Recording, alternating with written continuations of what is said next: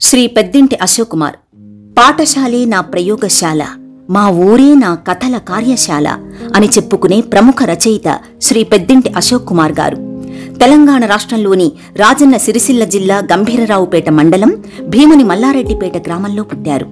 గ్రామంలో ప్రాథమిక విద్య, పక్క గ్రామంలో ఉన్నత విద్య, కాకతీయ విశ్వవిద్యాలయంలో ఎంఏ తెలుగు, శ్రీకృష్ణదేవరాయ విశ్వవిద్యాలయంలో ఎంఎస్సీ గణితం, ఉస్మానియా విశ్వవిద్యాలయంలో బిఎడ్ పూర్తి చేసి గణిత ఉపాధ్యాయునిగా స్థిరపడ్డారు. 1999 నుండి రచనారంగంలోకి వచ్చి 250 కథలు, 7 నవలలు, 100 వ్యాసాలు, 4 నాటకాలు, 8 కథా సంకలనాలు రాశారు. చక్కటి శైలి, మంచి కథాశిల్పంతో అరుదైన అంశాలను తీసుకుని ఆగకుండా చదివించేలా రచనలు చేస్తారు. శ్రీ పెద్దింటి గారి కథల్లో, నవలల్లో 100 ఏళ్ల తెలంగాణ సామాజిక చరిత్ర కనిపిస్తుంది. పట్టణీకరణ, పారిశ్రామికీకరణ, యాంత్రీకరణ, మొత్తంగా ప్రపంచీకరణ తరువాత మారిన విలువలు, జీవితాల గురించి, చితికిపోయిన పల్లెల గురించి వాస్తవిక దృష్టితో మంచి కథలు రాస్తున్నారు.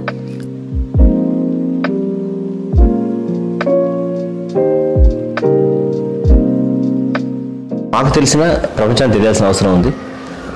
ఒక రచయిత కానీ, ఒక కవి కానీ తయారవడానికి అతని బాల్యం చాలా ముఖ్యం. అలాగే కుటుంబ నేపథ్యం. మొదటగా అసలు మీ బాల్యం ఎలా గడిచింది? మీ రచనలో కల్పించే ఆ గ్రామీణ నేపథ్యంకి కుటుంబం ఎంతవరకు కారణం? మాది ఒక చిన్న పల్లెటూరు అండి. ఎంత చిన్న పల్లెటూరు అంటే మా ఊర్లో 5వ తరగతి వరకు మాత్రమే ఉండే. చుట్టూ గుట్టలు. మేము ఎటు బస్సు ఎక్కాలంటే అటు 10 కిలోమీటర్లు, ఇటు 10 కిలోమీటర్లు పోవాలి. దూరంగా విసిరేసినట్టు గుట్టల మధ్య ఉండేటటువంటి ఊరు. కానీ పచ్చని పొలాలు, పంటలు, 2 చెరువులు, కింద వాగు, చాలా అద్భుతంగా ఉండే అందమైన ప్రకృతి, అమాయకపు మనుషులు, చాలా మంచి లొకేషన్లో ఉండేటటువంటి ఊరు. కానీ ఈ ఆధునిక నాగరికతకు, ఈ రోడ్డుకు చాలా దూరంగా ఉండేటటువంటి. అది ఒక నాకు మైనస్ పాయింట్ అయింది, తర్వాత ప్లస్ పాయింట్ అయింది. ప్రజల్ని, తర్వాత అక్కడి వాతావరణాన్ని పరిశీలించడానికి అదొక ప్లస్ పాయింట్. తర్వాత బయట నాగరిక ప్రపంచంతో సంబంధాలు లేకపోవడానికి, తర్వాత బయట ఏం జరుగుతుంది, ఎట్లుంది ప్రపంచం అని తెలుసుకోవడానికి, చదువుకోవడానికి చాలా కష్టమయ్యేది. కానీ నా వరకు అనిపిస్తుంది సార్, అంటే మీ దాంట్లో ఒక నేటివిటీ ఉంటుంది, ఒక అమాయకత్వం పాత్రలు, వీటి కారణం బహుశా అదేనేమో. అదే అదృష్టంగానే తీసుకోవాలేమో. అదే అంటే అదృష్టంగా తీసుకుంటాము, చాలా అదృష్టంగా తీసుకుంటాము. ఎందుకంటే ముఖ్యంగా కవి, రచయిత ఎవరైనా కానీ ఆయన బాల్యాన్ని రచనలో కనిపిస్తుంది, రిఫ్లెక్ట్ అవుతుంది ఖచ్చితంగా. జ్ఞాపకాలు, లేకుంటే తను అనుభవించినటువంటి జీవితము, తన బాల్యము, తను చూసినటువంటి జీవితాలు, తను విన్నటువంటి జీవితాలు, ఈ మొత్తం మీద అంటే ఒక మంచి రచయిత ఎవరైనా ఉన్నారా అంటే ఆయన రచనల్లో ఖచ్చితంగా ఆయన బాల్యం ఉంటుంది. అట్లాగే నా రచనలో నా బాల్యం ఉంటుంది. అవును సార్. మా స్కూల్లో, మా ఊర్లో 5వ తరగతి వరకు ఉండే. చదువుకున్నాక మేము 6వ తరగతికి పోవాలి అంటే దాదాపు 8 కిలోమీటర్లు, 9 కిలోమీటర్లు పోవాలి. వానాకాలం, ఎండాకాలం అంత దూరం పోతే, తర్వాత ఒంటిగా మధ్య అడవి, ఇవన్నీ కష్టాలుండే. అయినా మా బాబు ఖచ్చితంగా నువ్వు చదువుకోవాలరా, నేను మెల్లమెల్లగా బంద్ చేసుడు పెట్టిన, సాల్తీ చదువు అంటే ఇప్పుడు మాస్టర్ అప్పుడు స్కూల్ దొంగ బంద్. ఎందుకంటే 8 కిలోమీటర్లు ఎవరు నడుతాడు ఆ స్కూలు, కథ మనకి ఎందుకులే, సచిన కాడి చదువు, ఎల్ఏమలే పేరు వస్తుంది అని అనుకున్నాం. కానీ మా ఫాదర్ అట్లా ఖచ్చితంగా నువ్వు చదువుకోవాలి. ఆయనకి ఏంటంటే నన్ను డాక్టర్ని చేయాలని బాగా ఇష్టం. అసలు నేను ఎంపీసీ తీసుకొని బిఎస్సీ ఎంపీసీ చదివేటప్పుడు కూడా నన్ను అంటున్నాను, నువ్వు డాక్టర్ కావాలి అంటే. డాక్టర్ కావడానికి ఏం చదవాలనో ఆయనకు తెలియదు, ఏం తీసుకోవాలనో నాకు తెలియదు. అంత అమాయకమైనటువంటి అప్పటి ఆ వ్యవస్థ. అట్లా నా బాల్యంలో చాలా మందికి చాలా మధురంగా ఉంటుంది. కానీ నాకు బాల్యం గుర్తొస్తే నాకు బాధలే గుర్తొస్తాయి. అసలు బాల్యం మళ్ళీ నాకు రాకూడదు అని అనుకుంటాను. అంత బాధాకరమైనటువంటి బాల్యం. అయినా అప్పుడు ఆరోగ్యం సరిగా లేక, తర్వాత ఆర్థిక పరిస్థితులు బాగాలేక, తర్వాత అప్పటి వాతావరణం, అప్పటి పరిస్థితులు, తెలంగాణలో సిరిసిల్ల అనేది కల్లోలిత ప్రాంతం తెలుసు సార్. అప్పుడు అట్టుడుకుతున్నటువంటి పరిస్థితి. అట్లా వామపక్ష ఉద్యమాల వైపు ఆకర్షితులు. ప్రతి విద్యార్థి వాడు కవిత్వం రాస్తాడు, లేకపోతే ఖచ్చితంగా ఏదైనా వామపక్ష ఉంటాడు. అదే అడుగుదాం అనుకున్నాను. ఇలాంటి నేపథ్యం నుంచి వచ్చిన ఒక వ్యక్తిగా, అంటే స్కూలే మానేద్దాం అనుకున్న ఆయన టీచర్ అవడం తర్వాత అసలు రైటర్ ఎలా అయ్యారు? దానికి ప్రేరణ ఎవరు? అంటే తండ్రి గారా, లేకపోతే ఇంకెవరైనా? మీకంటూ ఒక ఐకానిక్ అదొక పెద్ద కథ అండి. అంటే నిజంగా రైటర్ ఎట్లయితాడు, రచయిత ఎట్లయితాడంటే స్ట్రగుల్ జీవితంలో స్ట్రగుల్ను చూసి సంక్షోభపడి తను బాగా మదనపడి తను ఈ ప్రపంచంలో ఇముడలేక అసలు ఈ ప్రపంచానికి తను ఏదో అనుకున్నవాడు రచయిత అవుతాడు. నా మటుకు నాకు మా ఊర్లో ఏంటంటే వలసలు బాగా ఉండే, మాది కూడా వలస కుటుంబం. మా ఫాదరు దుబాయ్ పోయిండు, మా తమ్ముడు పోయిండు, మా ఊర్లో మొత్తం పోయిను, మా బంధువులందరూ పోయిన. ఏంటంటే ఉత్తర తెలంగాణలో ముఖ్యంగా పాత కరీంనగర్ జిల్లాలో సిరిసిల్ల ప్రాంతంలో కరువు కానీ తర్వాత అక్కడ ఉన్నటువంటి ఉద్యమ ప్రభావం కానీ, ఎందుకంటే పోలీసులు ఇళ్ల మీద రైడింగ్ చేస్తే వాడు ఒక యువకుడు అనేవాడు ఊళ్ళో ఉండకుండా గల్ఫ్ దేశాలు బొంబాయి తర్వాత మిగతా హైదరాబాద్ అట్లా వలసపోయినటువంటి సందర్భాలు చాలా ఉన్నాయి. అట్లా ఆ ప్రాంతం అంతా అట్టుడుకుతున్నప్పుడు అప్పుడు నేను యవ్వనంలోకి అడుగుపెట్టినాను ఆవేశంగా. తర్వాత మనం అంటే సమాజంకి ఏదో చేయాలి, లేకుంటే మనమే సమాజాన్ని మార్చాలి అనేటువంటి ఒక గొప్ప ఉద్దేశంతో ఉండే వయసు అది. అట్లా ఆ వయసులో ఉన్నప్పుడు అప్పుడు చూసినటువంటి జీవితం, తర్వాత అప్పుడు కనిపించినటువంటి ఆ వాతావరణం, అట్లా నేను ఒక గ్రామానికి అప్పుడు ఒక వివిధ కారణాల వల్ల ఒక 5 సంవత్సరాలు నేను ఊర్లోకి దూరం ఉన్నాను. ఊరికి దూరంగా ఉండడం వల్ల నేను పోయేటప్పుడు పోయేటప్పుడు మంచిగా 2 చెరువులు నిండా నీళ్లు, తర్వాత వాగు, తర్వాత మంచిగా మనుషులు, తర్వాత ఎవరంతలో వాళ్ళు పని చేసుకుని అట్లా సమృద్ధిగా ఉండే ఒక గ్రామ స్వరాజ్యం అంటే అది మా ఊరు కనపడుతుండే. అట్లా 5 సంవత్సరాల తర్వాత పూర్తిగా మారిపోయి, అంటే ఆ ప్రపంచీకరణ ప్రభావం కానీ, తర్వాత ఉద్యమాల ప్రభావం కానీ, తర్వాత ఈ వరుస కరువులు కానీ ఇవన్నీ వచ్చినాక ఊరు వలసపోయింది. నేను వచ్చేసరికి నేను 5 సంవత్సరాల తర్వాత నేను వచ్చేసరికి ఊర్లోకి అడుగుపెట్టే వరకు ఇప్పుడు ఎట్లా అంటే నాకు ఉద్యోగం దొరికింది, టీచర్ జాబ్ దొరికింది. మా ఊరు పక్కకే జాబ్ వచ్చింది. జాబ్ వచ్చినాక ఊర్లో ఉండి సరే జాబ్ చేసుకోవచ్చులే అనుకొని ఊర్లో ఉండి పోయే క్రమంలో ఊర్లోకి వచ్చినాక నాకు ఆ విధ్వంసం కనబడ్డాక అసలు నేను జీర్ణించుకోలేకపోయినా. ఎందుకంటే ఇలా బాధలు, తర్వాత కుల వృత్తులు కూలిపోయి, తర్వాత మురందేలిన వాకిళ్ళు, తర్వాత ప్రతి ఒక్కడి ముఖం మీద విషాదం, తర్వాత ఏ కుమ్మరివాములు కూలిపోయి కమ్మరి కొలిమిలని మూలకు పడి, తర్వాత వ్యవసాయం అంతా ఎండిపోయి, తర్వాత వాగులు చెరువులు ఎండిపోయి ఊరంతా ఒక వల్లకాళ్ళగా మారినటువంటి పరిస్థితిలా నిజంగా అప్పుడు ఆ పరిస్థితులు జీర్ణించుకోలేకపోయినా, నేను చూడలేకపోయినా. అప్పుడు నాలో బాధను దించుకోవడానికి, నాలో ఉన్నటువంటి ఆ బాధ ఆ ఆవేదన దించుకోవడానికి నేను కథా రచయితగా అయినా. అంటే నా బాధను ఈ ప్రపంచానికి చెప్పడానికి, అంటే ఈ మారిన సమాజాన్ని చూసి ఆ సమాజంలో నేను ఇమడలేక, ఆ మార్పును నేను జీర్ణించుకోలేక, నా అంతలో నేను హాయిగా హ్యాపీగా ఉద్యోగం ఉన్నది, భార్య పిల్లలు ఏంది అని హ్యాపీగా ఉండొచ్చు, అట్లా ఉండలేక నా బాధను దించుకోవడానికి నేను 99లో అంటే దాదాపు ఒక 23-24 సంవత్సరాల కింద మొట్టమొదటిసారిగా కథా రచయిత అంటే ఆ కథను మొదలుపెట్టాను. అంతకుముందు నాకు ఆ సంబంధం లేదు, అసలు సాహిత్యంతో సంబంధమే లేదు. సాహిత్యంతో సంబంధం లేదు. నేను అకాడమిక్ రచయితలను తప్ప 95-96 వరకు అకాడమిక్ రచయితలను తప్ప నేను అసలు చదవలే. ఎక్కువగా వీరేంద్రనాథ్ గారి నవలలు, తర్వాత ఆంధ్రభూమికి కమర్షియల్ పాపులర్ సాహిత్యం చదువుకున్నాము. అప్పుడు లైబ్రరీలు అందుబాటులో ఉండే, తర్వాత ఈ టీవీలకి ఏవి లేకుండా మనకు ఎంటర్టైన్మెంట్ అంటే మనకు వీక్లీలే. అంటే ఇది చదివించే వారిని పెంచగలదేమో కానీ రాయగలిగే వారిని పెంచే సాహిత్యం అయితే కాదు పాపులర్ సాహిత్యం. అట్లా మనం టైం పాస్ అట్లా చూసుకొని అప్పుడు నవల్స్, తర్వాత అందుబాటులో ఈ కిరాయికి ఇచ్చేటటువంటి దుకాణాలు ఇవన్నీ ఉండే కాబట్టి అప్పుడు పాపులర్ సాహిత్యాన్ని అద్భుతంగా చదువుతుంది. కానీ అకాడమిక్ రచయితలు తప్ప అంతవరకు నేను పెన్ను పెట్టలే, నేను రాయలే. నన్ను రాయించింది ఏంటంటే మా ఊరు, నన్ను రాయించింది ఏంటంటే మా ఊర్లో జరిగినటువంటి విధ్వంసం. నన్ను రాయించింది ఎవరు అంటే మా ఊరి ప్రజల యొక్క దీనమైనటువంటి చూపులు. అట్లా నేను 99లో నాకు అంటే నా ప్రశ్న ఏంటి అంటే వామపక్ష ధోరణి ఆ కమ్యూనిస్ట్ ఏరియాలో ఉన్న ఒక వ్యక్తి, అదేవిధంగా పాపులర్ సాహిత్యం చదివిన వ్యక్తి ఒక ఊరిని 5 ఏళ్ల తర్వాత వచ్చేసరికి తన ఊరు ఇంకోలా కనిపించితే ఆ బాధని చెప్పాలనుకునే వ్యక్తి, అంటే ఇక్కడ ఏదో ఒక ఆక్రోశం ఏదో కనిపిస్తుంది. కానీ మీ కథల్లోకి వచ్చేసరికి ప్రేమ ఆప్యాయతలు కనిపిస్తాయి ఏంటి అంటే నేను చూడాలనుకున్నది అది.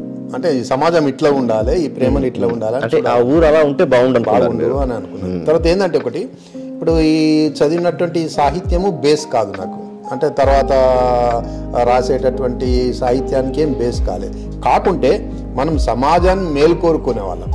సమాజం బాగుండాలి, వ్యక్తులు బాగుండాలి, మానవ సంబంధాలు ఉండాలి, సమాజం అంతా వెలిగిపోవాలి అని అప్పుడు జరుగుతున్నటువంటి ఆ ఉద్యమాల్లో మమేకమై అప్పుడు జరుగుతున్నటువంటి ఆ ఉద్యమాల యొక్క ఆ ప్రభావంతో ఈ మానవ సంబంధాలని సమాజం మీద మనకు ఒక దృష్టికోణం ఉంటుంది. ఆ దృష్టికోణంతో సమాజం ఇట్లా అద్భుతంగా ఉండాలని, మనం సమాజం అని, తర్వాత ఇదేది ఉండద్దని, వ్యత్యాసం ఉండద్దని, భేదాలు ఉండద్దని, ఇట్లా ఏవేవో ఆదర్శాలతో ఆ వాతావరణంలో పెరిగిన వాళ్ళం. కాబట్టి అట్లా ఉండేటటువంటి సమాజం, అట్లా కోరుకున్నటువంటి సమాజం ఇట్లా అయిపోయింది ఏంది, అట్లా ఉండాలని అనుకున్న ఊరు ఇట్లయితేంది అన్నప్పుడు అది జీర్ణించుకోలేకపోయినాం, ఆ మార్పును జీర్ణించుకోలేక. నేను చదివిన వాటిలో చూసింది ఏంటంటే, ఎక్కడ అంటే మీరు చెప్పే నేపథ్యం ఎలా ఉంది అంటే ఊరు వల్లకాడైపోయింది అన్నట్టు చెప్పారు. కానీ నేను చదివిన మీ కథల్లో ఆశావాదం కనిపిస్తుంది, అంటే ప్రకృతి కనిపిస్తుంది, ప్రేమలు కనిపిస్తాయి. మనిషి ఇప్పుడు ప్రతి దాంట్లో ప్రాంతం ఏదైనా లేదా వ్యక్తులు ఏవైనా జీవితం ఎంత ఘోరంగా ఉన్నా, తర్వాత జీవితంలో ఎన్ని కష్టాలున్నా పిడికెడు నవ్వులు ఉంటాయి, పిడికెడు ప్రేమ ఉంటుంది, పిడికెడు రొమాన్స్ ఉంటుంది, పిడికెడు చిలిపి పనులు ఉంటాయి. అది అవిటిని నేను పట్టుకున్నాను ఎంతసేపు. ఈ అంటే అందులోపల కూడా చాలామంది మొదట్లో అన్నాడు పేదింటి అశోక్ కుమార్ ఎప్పుడు ఏడుపుగొట్టు కథలు రాస్తాడేంది అంటే, సరే ఉన్నదే అయిలేదు ఇప్పుడు మిగిలిందే ఏడుపు, ఆ ఏడుపుగొట్టు కథలు రాయకుండా ఇంకేం చేస్తామని అట్లా ఇంకా ఈ మిగిలి ఉన్నటువంటి ఈ సమాజం లోపల అంటే ఇప్పుడు ఈ మాత్రం సరే ఉన్నటువంటి సమాజంలో నవ్వులు ఉన్నాయి, తర్వాత సరసాలు ఉన్నాయి, తర్వాత మంచి మనుషులు ఉన్నారు ఎక్కడనో, తర్వాత ఈ సంక్షోభంలో కూడా నిలబడి తర్వాత కొట్లాడి తర్వాత గెలిచేటటువంటి వ్యక్తులు కూడా ఉన్నారు. అటువంటి వాళ్ళు నా కథల్లో హీరోలుగా ఉంటారు. నేను ఆ సమాజాన్ని కోరుకున్నాను, అట్లా ఉండాలని కథలు రాస్తుంటున్నాను. మొదటిసారిగా మీరు రాసిన కథ, మొట్టమొదటి కథ ఆశ నిరాశ ఆశ. ఏంటిదంటే అందులోపల స్పష్టంగా నేను కనిపిస్తుంటాను. నేను వచ్చినాను, ఊర్లోకి వచ్చినాను, ఇంట్లోకి వచ్చినాను, ఉన్నాను. మా ఇంటి పక్కల చుట్టూ ఉండేటటువంటి ఇళ్ళల్లో మొగలు లేరు, గల్ఫ్ వెళ్ళిపోయారు. కరువు పరిస్థితి, బతుకుదెరువు లేక, తర్వాత ఇక్కడ ఉన్నటువంటి పరిస్థితుల్లో ఇమడలేక, తర్వాత ఇక్కడ ఉన్న పరిస్థితులు, తర్వాత ఉద్యమాల ప్రభావంతో వాళ్ళు ఏదో ఆవేశంలో ఏవో చేసి తర్వాత వచ్చేటటువంటి పరిణామాలను ఎదుర్కోలేక మొత్తం పోయిన తర్వాత చూస్తే చిన్న పిల్లలు, పాపం పెళ్ళైనటువంటి అమ్మాయిలు భర్తకు దూరంగా ఉంటున్నారు. తర్వాత ముసలి తల్లులు, చావుకు దగ్గరైనటువంటి తల్లులు భర్తకు కొడుకులకు దూరంగా దూరమైన, తర్వాత చిన్న పిల్లలు బడికి పోయే 3, 4, 5, 6 ఏళ్ళ పిల్లలు తండ్రులకు దూరంగా ఉన్నారు. ఈ పరిస్థితి లోపల ఊరును ముంచెత్తినటువంటి వలస, ముఖ్యంగా నేను ఫస్ట్ 14 కథలు వలస కథలే రాసిన. అవును సార్. అంటే అంత ఆవేదనతో ఉన్నాను. వచ్చినాక అరే ఏంది ఇది ఇంత ఘోరంగా తయారైంది, పిడికెడు ఒక దోషలు నీళ్లుంటే బతుకుదురు వీళ్ళు, మంచి కరెంటు ఉంటే బతుకుదురు వీళ్ళు. ఈ పరిస్థితుల లోపల ఈ వ్యవసాయం, ఎందుకంటే అన్ని వ్యవసాయ ఆధారిత గ్రామం, అన్ని సబ్బండ వర్ణాలు వ్యవసాయం మీదనే ఆధారపడి ఉన్నాయి. ఆ వ్యవసాయం మూలంగా ఉండదు, ప్రతి ఒక్కడికి ఉపాధి పోయింది. కాబట్టి అందరూ గల్ఫ్లో ఉన్నారు.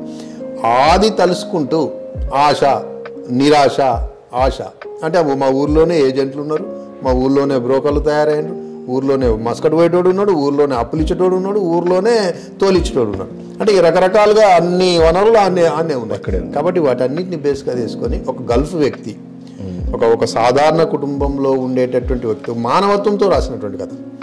పాపం వాడు ఏం చేస్తాడు, గల్ఫ్ పోతే ఆ ఏజెంట్ మోసం చేస్తే వాడిని తీసుకుపోయి రాజస్థాన్ ఎడార్లో దించి ఇదే గల్ఫ్ రా అంటారు. 4 రోజులు ఉన్నాక ఇది గల్ఫ్ కాదని తెలిసిపోతుంది వాడికి. పాపం మళ్ళీ అట్లో ఇట్లో అష్ట కష్టాలు పడి ఇడికి వచ్చేసిన తర్వాత వాడిని తోలినటువంటి ఏజెంటు ఆ ఊర్లోకి వస్తే అందరూ వాడిని కట్టేసి కొడుతుంటే వీడు పాపం వాడిని తీసుకొచ్చి ఇంట్లో సేవ్ చేసి అటక మీద దాసి రాత్రి పూట వాడికి భోజనం పెట్టి తెల్లారక ముందే ఊరు దాటిచ్చి బస్ ఎక్కి. అదే ఇది నేను ఇందాక అడిగింది. అంటే ఏం చేస్తాడంటే ఒకడే అంటాడు, అరే మనిషిగా బతుకుదాం రా మనం.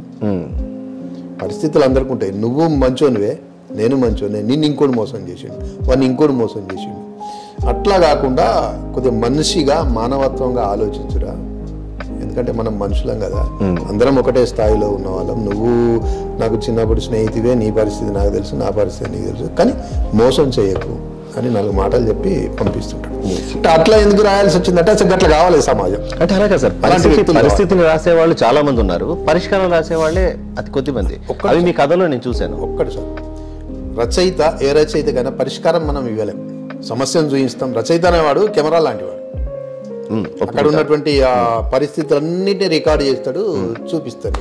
చూపించిన తర్వాత సరే కొన్ని కథలకు మనం పరిష్కారం చెప్తాం, ఎందుకంటే మనం చూసినటువంటి జీవితాల్లో ఆ పరిష్కారం కనిపిస్తే మనం పరిష్కారం చెప్తాం. ఇది ఖచ్చితంగా నేను చూసినటువంటి కథ. అంటే ఆ మానవత్వం అని అంత గొప్పగా మనిషి వాని లోపల మిగిలింది, అంటే అంత మోసపోయినా కానీ వాటిని రక్షించాడు. ఎందుకు రక్షించాడు? సరే వీళ్ళలో మానవత్వం ఉంది, వీని కొడితే వీని చంపితే ఇలా నాకు జరిగినటువంటి మోసం అది ఏమీ తిరిగి రాదు కదా అనేటువంటి ఒక మనిషి తనం వాడిని ఆ రాత్రి సేవ్ చేసింది. తర్వాత చూడు వాడు మనిషి అయిపోతాడు. ఇంత జరిగినా కానీ ఈ విధంగా నష్టం చేసినా నన్ను ఇలా రాత్రి సేవ్ చేసిండు అంటే వాడు ఆత్మ విమర్శ చేసుకుంటాడు. అరే ఇటువంటి వాళ్ళు కూడా ఉంటారు రా, నేను ఇట్లా చేయొద్దు అని. అదే కావాలి మార్పు అనేది మనిషి లోపల. ఆ మనిషి లోపల వచ్చే మార్పు మంచితనంతో రావాలనేటువంటి ఒక ఉద్దేశంతోనే కథలు రాయడం జరిగింది. చాలా కథల్లో ఆశావాహక దృక్పథం, అంటే మనం ఆ సమాజం అట్లా జరిగిందని రాసినాం, జరగని వాటికి మనం వదిలిపెడతాం. కాబట్టి ఇంకొకటి ఏంటంటే రచయిత ఎప్పుడు పరిష్కారం చెప్పకూడదు, నా ఉద్దేశం. చెప్పకూడదు అంటారా? నా ఉద్దేశం. ఎందుకంటే నువ్వు రచయిత, నీకు నీ దృష్టికోణం వేరే ఉంటుంది, వేరే వాళ్ళ దృష్టికోణం వేరే ఉంటుంది. 4 కెమెరాలు పెట్టి దాన్ని కంప్లీట్గా చూపించి నువ్వు వదిలిపెట్టు, వాడే పరిష్కారాన్ని చూపించు. కానీ లేదు గురూజీ, మీరు రాసిన వాటిలో అంతర్లీనంగా ఏవో సమాధానాలు అంటే పరిష్కారాలు ఉన్నాయి. కొన్నిట్లలో ఉండొచ్చు, అంటే వాస్తవ జీవితంలోంచి రాస్తుంటాం, చూసిన కంటితో రాసిన కథలే. కాబట్టి ఆ చూసిన కంటితో ఆ కథ జరిగి ఉంటే, ఆ కథ పరిష్కారం అలా జరిగి ఉంటే, ఘర్షణ అనే కథ రాసినాను నేను. ఘర్షణ అనే కథ లోపల ఒక అమ్మాయి పెళ్ళి అవుతుంది, పెళ్ళైన తర్వాత భర్త గల్ఫ్ వెళ్ళిపోతాడు. గల్ఫ్ వెళ్ళిపోయినాక సరే కొంత డబ్బు, ఇప్పుడు గల్ఫ్ వలస పోయినటువంటి కుటుంబాల్లో అందరూ మోసపోలేదు, చాలా మంది బాగుపడ్డారు. ప్రస్తుతం ఇలా తెలంగాణలో చాలా గ్రామాలు, చాలా మంది ఇలా ప్రభుత్వం కూడా ఎకానమిక్గా తర్వాత అక్కడ ఉన్నటువంటి ఆ డబ్బును తీసుకొచ్చి ఇక్కడ పెట్టుబడులు పెట్టి గల్ఫ్ కార్మికులు చాలా సేవ చేశారు. అంటే గల్ఫ్ దేశాల్లో పోయిన వాళ్ళు చాలా మంది లాభపడ్డ వాళ్ళు ఉన్నారు, జీవితాలు చాలా మెరుగయ్యాయి. అంటే అట్లాగే స్నేహితులు ఉన్నారు, కరీంనగర్ వాళ్ళే నా క్లాస్మేట్స్ ఉన్నారు ఉస్మానియా క్యాంపస్లో, వాళ్ళ తల్లిదండ్రులు అలాగే వెళ్ళారు. ఇప్పుడు ప్రెసెంట్ ఇదే సిటీలో వాళ్ళు అపార్ట్మెంట్లు కట్టే స్థాయిలో ఉన్నారు. వాళ్ళు నేను చదువుకోలేనటువంటి స్థాయి నుంచి మా నాన్న గల్ఫ్ పోయాక 2 ఎకరాల భూమిని నమ్ముకొని మమ్మల్ని చదివించలేక, మాకు పిడికెడు అన్నం పెట్టలేక తను గల్ఫ్ పోయాక, 2 ఎకరాలతో ఏం పెట్టగలరు సార్? మనం గల్ఫ్ పోయాక మా జీవితాలు, మేము చదువుకున్నాం, మా జీవితాలు మెరుగయ్యాయి. అట్లా కొంత మెరుగైనటువంటి పరిస్థితిలో ఘర్షణ కథ లోపల సుజాత అనే ఒక అమ్మాయి మా ఇంటి ముంగట్నే, అంటే మేము చూసినటువంటి పాత్రనే. ఆ పాత్ర లోపల పాపం ఆమెను ఇటు అత్త మామ ఇటు సమాజము చాలా వేధిస్తుంటుంది. ఎందుకంటే భర్త పోయాడు, డబ్బులు పంపుతున్నాడు, కొద్దిగా ఆర్థికంగా ఎకనామిక్గా చాలా బాగైంది, అయినాక కొన్ని బట్టలు పంపిస్తాడు, లేకుంటే ఇంకేమో పంపిస్తుంటాడు. పాపం ఆమె ఎంత దాచుకొని ఎంత చెప్పకుండా ఉన్నా డబ్బులు పంపిందో లేకపోతే తీసుకుపోయిందో తెలుస్తుంది. ఆమెను ఈ సమాజం ఎట్లా వేధించింది, ఏ విధంగా నింద వేసింది. ఎందుకంటే భర్త దూరమయ్యాక, అంటే ఒక కుటుంబానికి పెద్ద దూరమయ్యాక, ముఖ్యంగా గల్ఫ్ వలసల్లో ఎక్కువగా బాధపడ్డది వాళ్ళంటే స్త్రీలు, తర్వాత పిల్లలే. అట్లా ఆమె మీద ఎట్లా నింద జరిగింది, తర్వాత ఏ విధంగా ఆమె వాటి నుంచి బయటపడ్డది అనేటటువంటి.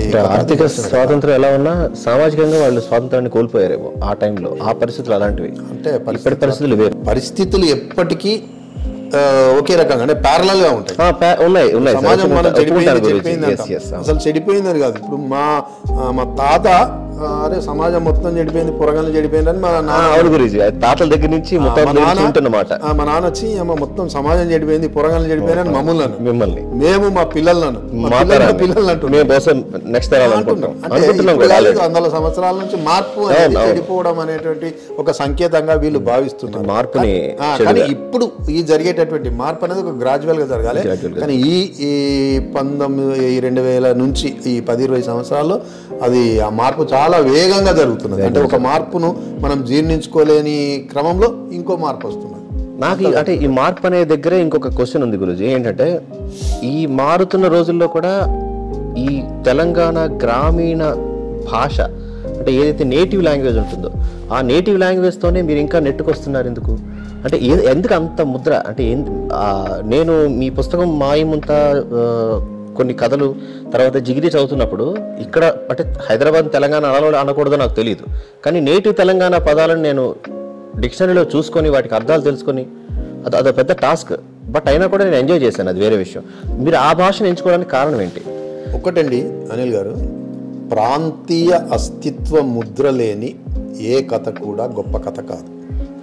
ఇలా ప్రపంచవ్యాప్తంగా మీరు సాహిత్య చరిత్రను చూసినట్లయితే గొప్ప సాహిత్యము గుగి లాంటి వాళ్ళ సాహిత్యం గొప్ప ఒకనొక చిన్న దేశంలో తక్కువ మంది మాట్లాడేటువంటి భాషలో తను రాస్తే అద్భుతమైనటువంటి కవిత్వాన్ని ఇంగ్లీష్లోకి మార్చి ఇలా ప్రపంచం అంతా చదువుతున్నది.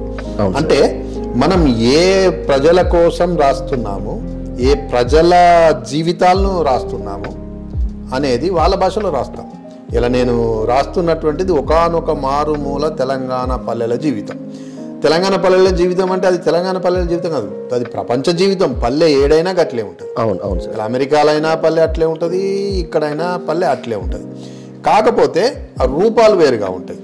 వాళ్ళని పీడించేటటువంటి ఆ బాధ, ఆకలి అంతటి ఉంటుంది, కానీ దాని రూపాలు వేరుగా ఉంటాయి. అట్లా తెలంగాణ పల్లెల్లో ఉండేటటువంటి జీవితాన్ని చిత్రిస్తున్నాను కాబట్టి అక్కడి నేటివిటీ, అక్కడి పరిస్థితులు, అక్కడి ఆచార వ్యవహారాలు అవన్నీ కథల్లోకి తెస్తున్నాను. అట్లా ఆ భాష కూడా కథల్లోకి వస్తుంది కాబట్టి అదే నిలబడుతుంది. ఇలా సాహిత్య చరిత్రలో గొప్ప కథలైన రావిశాస్త్రి కథ నుంచి మొదలుపెట్టి తర్వాత మీరు ఎవ్వరు అల్లం రాజయ్య గారి కథ నుంచి మొదలు పెడితే ప్రతి ఒక్క కథ, కేశవరెడ్డి గారి కథ, కేశవరెడ్డి గారు డిచ్పెల్లిలో తెలంగాణలో చాలా రోజులు చేశారు, కానీ ఆయన నేటివిటీ ఎప్పుడు వదిలిపెట్టలేదు.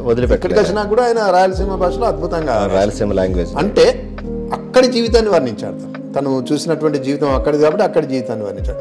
అందుకే ఎప్పుడైనా సరే మనం ఏ ఊరి కథ రాస్తున్నాం, తర్వాత ఏ వర్గం కథ రాస్తున్నాం, ఏ ప్రజల కథ రాస్తున్నాం. ఇప్పుడు భాషలు వేరుగా ఉంటాయండి, తెలంగాణ భాష కాదు, తెలంగాణ లోపల కూడా ఇంకా ఇప్పుడు ఈ కులమాండలికాలు ఉంటాయి. కులమాండలికాలు వ్యవసాయంలో చేసేటటువంటి వాళ్ళది వ్యవసాయిక భాష ఉంటుంది, వృత్తి భాషలు వేరుగా ఉంటాయి. అట్లా మనం ఆ వృత్తిలో ఇప్పుడు నేను సాకిరేవు అనే కథ రాసినాను. సాకిరేవు కథ రాసినప్పుడు అది ఎవరిది? రజకులు, సాకలి వాళ్ళ జీవితాలు, వాళ్ళ పారిభాషిక పదాలు, వాళ్ళ జీవితాలు వేరుగా ఉంటాయి, అవే రాయాలి. వాళ్ళ వస్తువులు, వాళ్ళ మాటలు, వాళ్ళ జీవన శైలి, పొద్దుకితే వాళ్ళు ఎట్లా మాట్లాడతారు అట్లా. ఇప్పుడు కుమ్మరోళ్ళ నేను కాగుబొత్త అనే కథ రాసిన, కుమ్మరోళ్ళ కథ రాసినప్పుడు కుమ్మరోళ్ళ కుమ్మరి వాము అని రాయాలి, కుమ్మరి చక్రం అని రాయాలి, దాది అని రాయాలి, ఆ భాషనే వాడాలి. దానికి నేను వేరే మాటలు పెట్టి వేరే భాష పెడితే ఆ నేటివిటీ పోతుంది. అంటే నాకు నచ్చిన విషయం ఏంటంటే కొన్నేళ్ల తర్వాత, ఒక 50 ఏళ్ల తర్వాత తెలంగాణలో మాండలికం ఎలా ఉంటుంది, వృత్తి భాషలు వాళ్ళ ఎలా ఉంటాయని తెలుసుకోవాలంటే మీ కథలని తీసుకుంటే ఆ పదాలన్నీ దొరుకుతాయి. ఎందుకంటే నేటివిటీ పోతుంది కొన్నాళ్ళకి. ఇప్పుడు కరీంనగర్ టౌన్కి వెళ్తే ఒకలా ఉంటుంది, ఆదిలాబాద్కి వెళ్తే ఒకలా ఉంటుంది, బట్ మళ్ళీ నేటివ్ నిర్మల్ ఆ లోపలికి పోతే ఆ భాష కొంచెం డిఫరెంట్గా ఉంటుంది. బట్ అదేంటి అనేది వెతుక్కోవాలంటే మీ కరీంనగర్, సిరిసిల్ల ఆ చుట్టుపక్కల ఒకటే అనిల్ గారు, భాష దొరుకుతాయి. ఆ భాష ఎప్పుడైనా ప్రతి 150-100 కిలోమీటర్లకు మారుతుంది సార్. అవును. తర్వాత భాష ఏదైనా ఒక ఊర్లో ఉన్నా కానీ ఆ వృత్తి మాండలికాలు వేరుగా ఉంటాయి. అంటే వాళ్ళు మాట్లాడుకునేటువంటి భాష, ఇదంతా కలిస్తేనే భాష. శ్రీ పెద్దింటి అశోక్ కుమార్ తక్కువ కాలంలోనే ఎక్కువ మంచి కథలు రాసిన రచయితగా పేరు తెచ్చుకున్నారు. రైతు జీవితాల వద్ద ఆగిన తెలుగు కథను కూలీలు, కులవృత్తులు, ఉపకులాలు, సంచార జాతుల వద్దకు తెచ్చారు. సాహిత్యంలోనే కాకుండా తను చేస్తున్న వృత్తిలో కూడా నిబద్ధతతో పనిచేస్తున్నారు శ్రీ పెద్దింటి. ప్రధానోపాధ్యాయునిగా ఇల్లంతకుంట మండలం రామాజీపేట గ్రామంలో తన పాఠశాల తన పనితీరుపై రెఫరెండం పెట్టుకుని ప్రజల తీర్పును కోరి సంచలనం సృష్టించారు శ్రీ పెద్దింటి. 2 తెలుగు రాష్ట్రాలలో ఒక ఉపాధ్యాయుడు తన పనితీరుపై ప్రజాతీర్పు కోరడం ఇదే మొదటిసారి. శ్రీ పెద్దింటికి సీనియర్ సిటిజన్స్తో పాఠశాలలో ప్రవేశపెట్టిన అనుభవ పాఠాలు చెప్పడమన్నా, కథలు రాయడమన్నా చాలా ఇష్టం. 150 కిలోమీటర్లకు భాష మారుతుందని మనం చెప్పుకున్నాం కదండి. మనం ఏ జీవితాలనైతే కథలుగా రాస్తున్నామో ఆ పాత్రలు కథలోకి నడిచొస్తాయి. ఆ పాత్రతో పాటు ఆ భాష, తర్వాత దానికి సంబంధించినటువంటి పదాలు, తర్వాత నానుడులు, తర్వాత సామెతలు, ఇవన్నీ నడిచొస్తుంటాయి. ముఖ్యంగా నాకు పల్లె జీవితం ఎక్కువగా ఉంది. నేను పల్లెల్లో పుట్టాను, తర్వాత టీచర్గా పల్లెల్లోనే పనిచేస్తున్నాను. పల్లె ప్రజలను చాలా దగ్గర నుంచి పరిశీలిస్తున్నాను కాబట్టి మనిషి లోతు, మనిషి జీవితం, మనిషి యాటిట్యూడ్, మనిషి భాష, ఎట్లా ప్రవర్తిస్తాడు, బయట ఎట్లుంటాడు, ఇంట్లో ఎట్లుంటాడు, నలుగురు ఎట్లుంటాడు, అవన్నీ బాగా నేను గమనించాను, బాగా తెలుసు కాబట్టి వాటన్నిటి కథల్లోకి తీసుకొస్తే సజీవంగా కనబడుతుంది. మీరు అన్నట్టు ఒకవేళ అది నేను అందరికి అర్థం అయితలేదు అని నేను వేరే భాషలో పెడితే ఆ కథ ఫ్లేవర్ అయిపోతుంది. అంటే ఆ కథకు ఉన్నటువంటి మట్టి వాసన పోతుంది. కాబట్టి ఎప్పుడైనా సరే మనం ఉన్నట్టుగా కథను పాలిష్ చేయకుండా కథ రాస్తే అది నిలబడిపోతుంది. అంటే కథనే ఎందుకు ఎంచుకున్నారు అనేది కూడా నాకు క్వశ్చన్ ఉంది.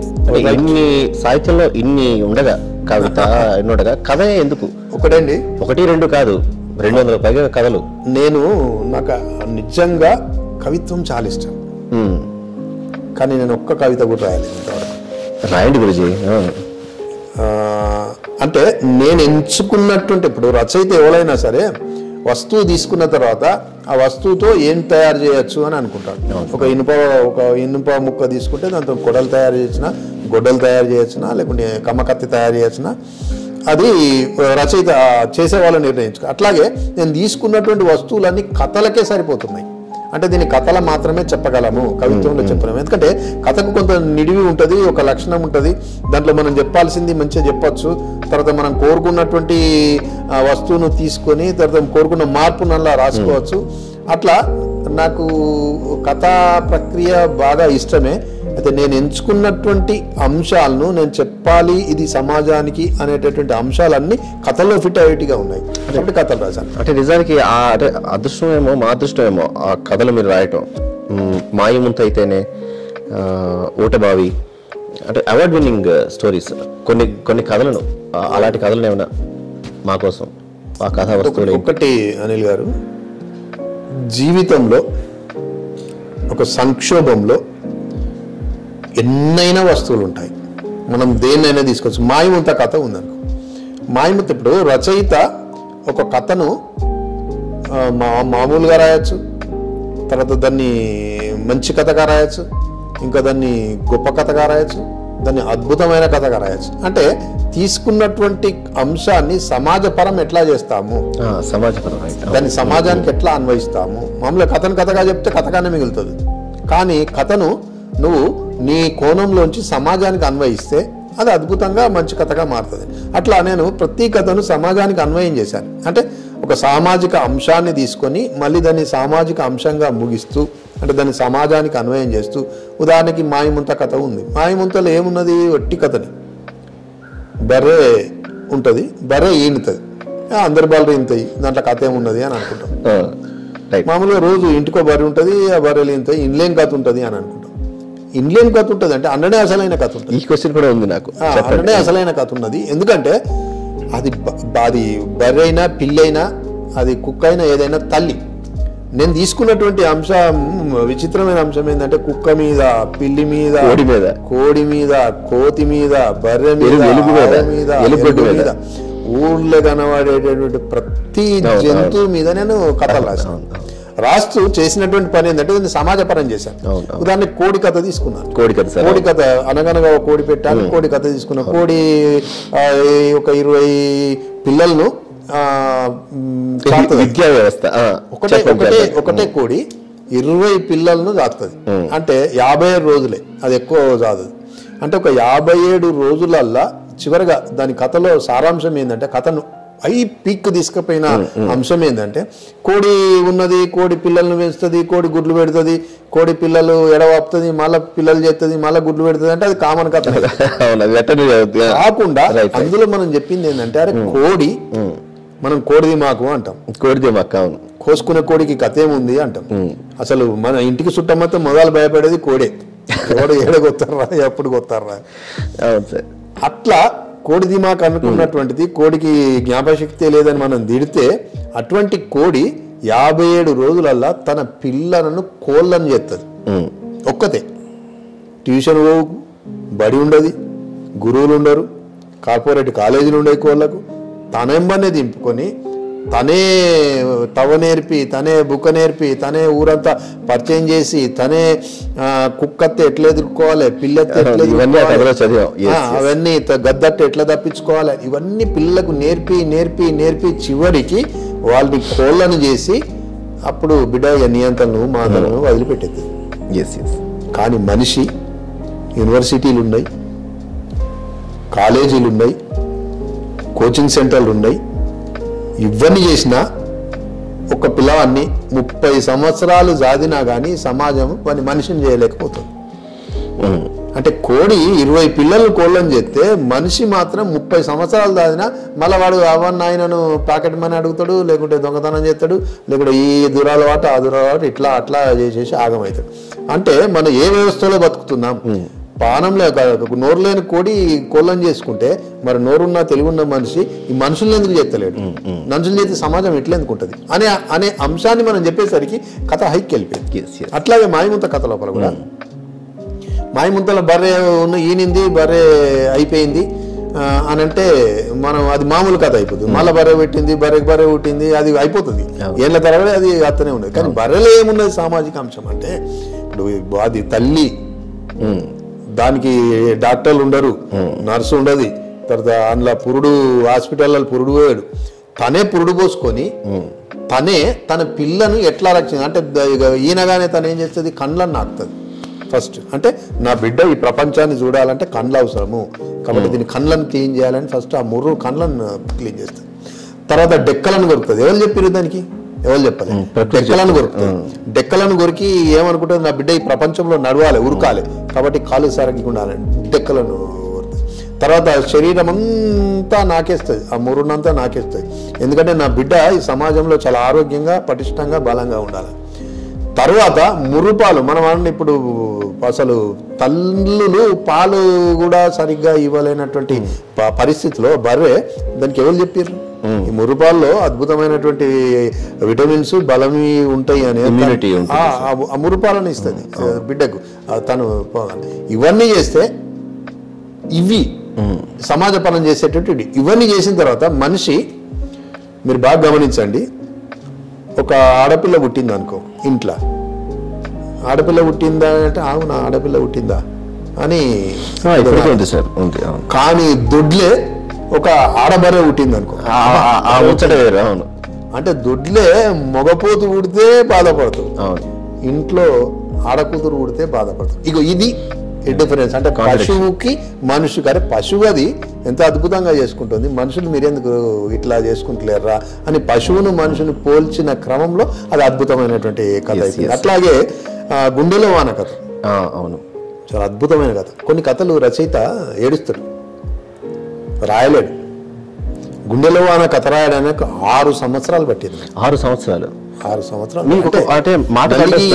నలిగిన ఎప్పుడో రాస్తా అనుకున్న కథ అది. ఓకే, ఒక మాట మీరు అనగా విన్నాను, ఏంటి అంటే తన అంతట తాను ఏడిస్తే అది స్వార్థం అవుతుంది, అది మీ నోటి వెంటే వినాలి అంటే మనం కోడి చేసినటువంటి మనం అన్నటువంటి కాదు. ఎవరైనా కానీ మనం మనం మన కోసం చదివాను, మనం మన కోసం ఏడిస్తే అది స్వార్థం అవుతుంది, మనం సమాజం కోసం ఏడిస్తే సాహిత్యం అవుతుంది, మనం ఏడ్చినట్టు నటిస్తే రాజకీయం.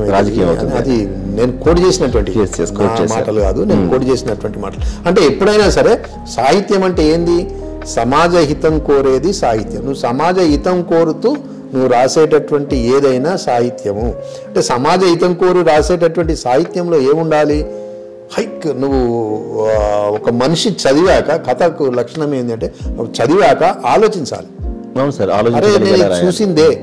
మనిషి ఎప్పుడైనా కథ కానీ, కవిత్వం కానీ, లేకుంటే నవల ఏదైనా సరే సాహిత్య ప్రక్రియ మనిషికి అడుగు దూరంలోనే ఉండాలి. అందుకు మనపోతే మళ్ళీ అడుగు దూరం జరుగుతుండాలి, మళ్ళీ అడుగు దూరం జరుగుతుండే, ఎక్కడో ఉంటే కనిపించదు. అట్లా మనిషిని నడిపించుకుంటూ పోతుండాలి. ఇట్లా ఈ గుండెలో వాన కథ 6 ఏళ్ళుగా నలిగింది నాకు. అంటే నేను రాస్తా అనుకున్నటువంటి టైం అది, కానీ నేను రాయలేకపోయినా. అంటే ఇన్ని వందల కథలు రాసిన మీరు ఒక కథ కోసం 6 సంవత్సరాలు తీసుకున్నారు. ఇప్పటికి 20 సంవత్సరాల నుంచి నేను రాయాలనేటువంటి కథలు ఉన్నాయి నాలో. గ్రేట్. అంటే వెయిట్ చేస్తాం. రాసినటువంటి కథల కంటే గుండెలో రాయనటువంటి కథలు బాగా ఉంటాయి రచయితకి. ఏ రచయిత ఇప్పటికి కూడా ప్రతి ఒక్క రచయితకి. ఎందుకంటే కొన్ని కథలు రాయలేడు. ఎందుకు రాయలేడు అంటే దుఃఖం. అటు మొదలు పెట్టగానే దుఃఖం. ఎందుకంటే రచయిత అనేవాడు సమాజానికి ఆడబిడ్డ లాంటాడు. ఇప్పుడు ఏడుస్తాడు. కరెక్టే సార్. సమాజం ఆడబిడ్డ ఏం చేస్తుంది, ఇంటి మేలు కోరుకుంటుంది.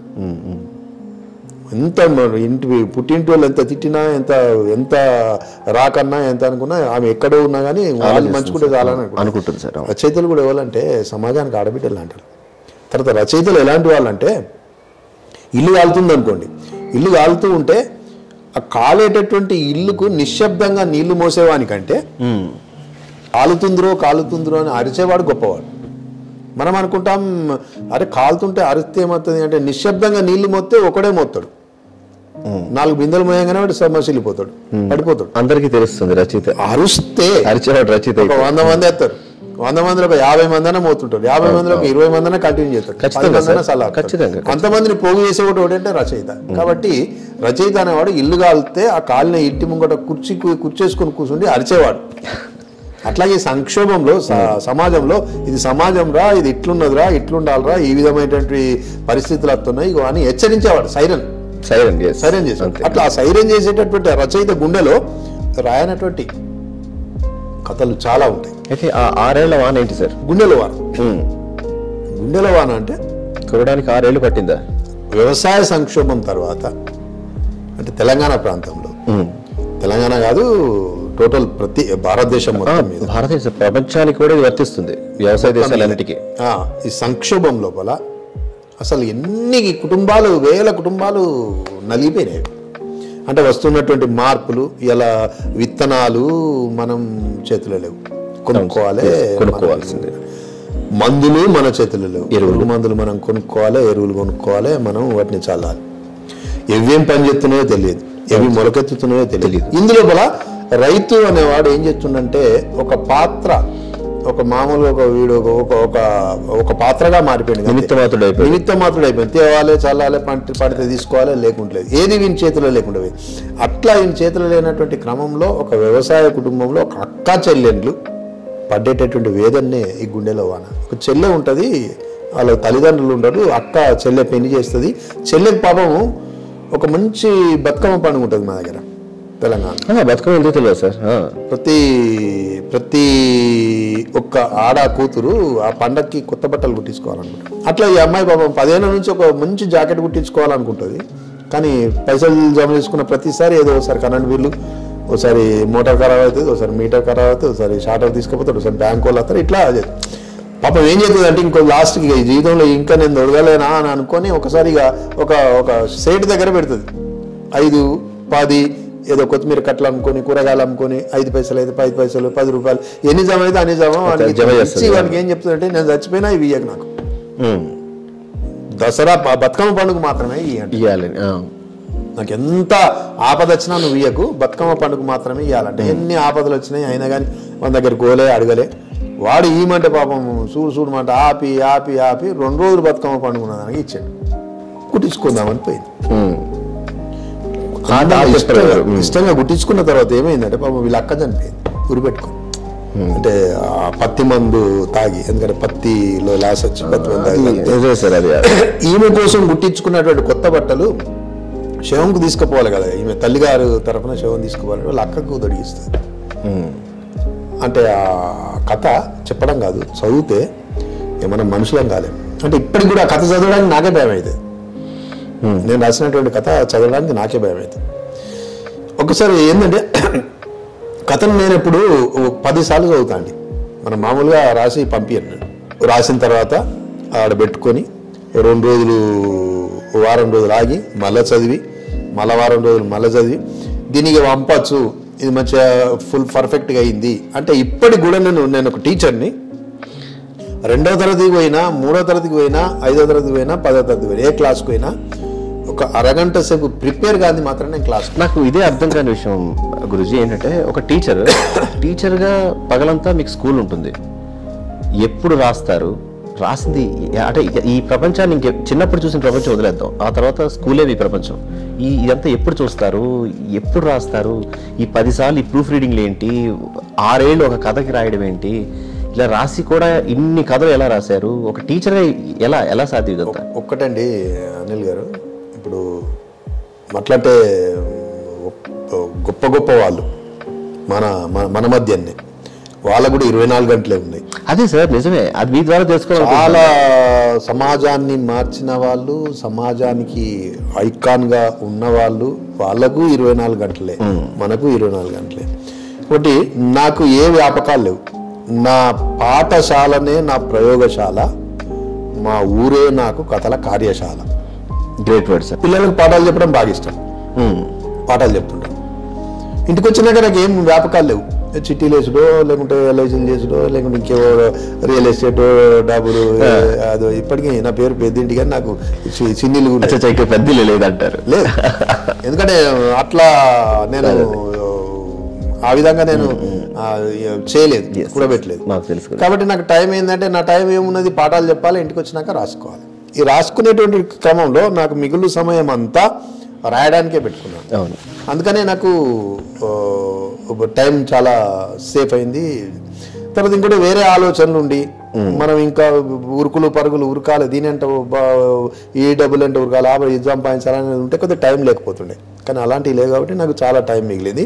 ఇప్పటికి ఒక 300 కథల్ని, ఒక 8 నవలల్ని, ఒక 6-7 నాటకాలని, 100కు పైగా వ్యాసాలని రాయడానికి నాకు టైం దొరికింది. అదే తర్వాత రెఫరెండం పెట్టారట మీ పోస్ట్ గురించి, అదే మీ ఉద్యోగం గురించి. ఒక్కటండి ఏంటి అది, అంటే ఏంటి అంత ఎమోషనల్ ఎందుకు? నేను అంటే ఇప్పుడు ఇప్పటి ఈ వ్యవస్థ లోపల ఒక టీచర్ రెఫరెండం అంటే నేనే ఫస్ట్ అనుకుంటా బహుశా.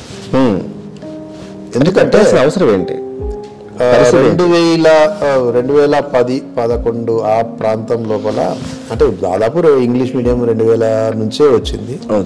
వచ్చిన తర్వాత ఏంటంటే గ్రామాల లోపల బాగా ఇంగ్లీష్ మీడియం లేకపోతే, ప్రైవేట్ బడి లేకపోతే మనకు జీవితాలు లేవు, ప్రైవేట్ బడే పరిష్కారం అనేటటువంటి గ్రామాల్లో పాపం 100 రూపాయలు కూలీ చేసుకునే వాళ్ళు కూడా అలా 50 రూపాయలు పిల్లలకు ఖర్చు పెడతారు కేవలం చదువు కోసం సార్.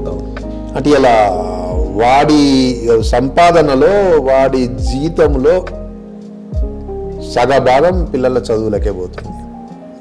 అట్లా నేను పనిచేసే గ్రామం లోపల చాలా వర్క్ చేశాను. నాణ్యమైన విద్య అందిస్తాను, మా బడికి తోలండి, పిల్లల్ని పంపించండి, మమ్మల్ని నమ్మండి అని నేను చాలా ట్రై చేశాను. చాలా వరకు కష్టపడ్డ తర్వాత ఏంటంటే రోజుకు పిల్లలు తగ్గిపోతున్నారు, పిల్లల సంఖ్య తగ్గిపోతుంది. బాగా బాధ అనిపించింది. అసలు నా పనితీరు మీద నాకే డౌట్ వచ్చింది, అసలు నేను చదువు చెప్తున్నానా లేదా. ఒక రచయిత, ఒక టీచర్, మీలాగే చాలా మంది దాన్ని పెట్టుకోవడానికి ఇంకో కారణం కూడా ఉంది. మీలాగా చాలా మంది ఏంటంటే, అసలు నువ్వు బడిపోతావా, చదువు చెప్తావా, చదువు చెప్తే ఇవన్నీ ఎట్లా రాస్తావు, ఇవన్నీ ఎట్లయితే అని అడగడం మూలాన కూడా తెలిసిన వారు కాబట్టి నేను అడగలిగాను. అట్లా కామన్గా అడుగుతాను. అట్లా అడగడం మూలాన కూడా మనం ఏమైందంటే, సరే ఇట్లా కాదు ప్రజాక్షేత్రంలోనే తెలుసుకుందాం మనం అని ఊరందరినీ పిలిచి, మీడియా అందరికీ చెప్పి, మా గ్రామంలోనే రెఫరెండం పెట్టుకున్నాను. నడి బజార్ రూపాయల అందరిని పిలిచి, అసలు మేమేంది, మేము బడికి వస్తున్నామా లేదా, మేము చదువు చెప్తున్నామా లేదా, మేము చదువు చెప్తే చదువు వస్తుందా లేదా, మరి మీ పిల్లలు ఏమంటారు మా గురించి అంటే ఇట్లా అడగడానికి కూడా. అంటే నేనేదో చాలా బాగా చెప్పినా, మొత్తం వ్యవస్థను సమాజాన్ని మార్చినా అని అంటలేను, కానీ మారడానికి సిద్ధంగా ఉన్నాను. తల్లిదండ్రుల నుంచి ఏమైనా ఫీడ్బ్యాక్ వస్తుందా, వాళ్ళ నుంచి ఇంకేమైనా మనకు నేర్చుకుంటామా, అంటే నా అభిప్రాయం ఏంది అని తెలుసుకోవడానికి రెఫరెండం పెట్టడం జరిగింది. దాని నుంచి మామూలుగా అంటే ఒక టీచర్గా తల్లిదండ్రులు మీకు ఏం చెప్పారు, అంటే ఎందుకు ప్రైవేట్ స్కూల్కి పంపిస్తున్నారు? ఇప్పుడు మీలాగా బీఈడీలు ఎంఈడీలు చదివిన వాళ్ళు, మీ అంత చదువుకున్న వాళ్ళు, మీలా చెప్పాలనుకున్న వాళ్ళు ప్రైవేట్ స్కూల్స్లో అయితే ఉండరు. మేము గవర్నమెంట్ స్కూల్ బ్యాచే, మున్సిపల్ స్కూల్ బ్యాచ్.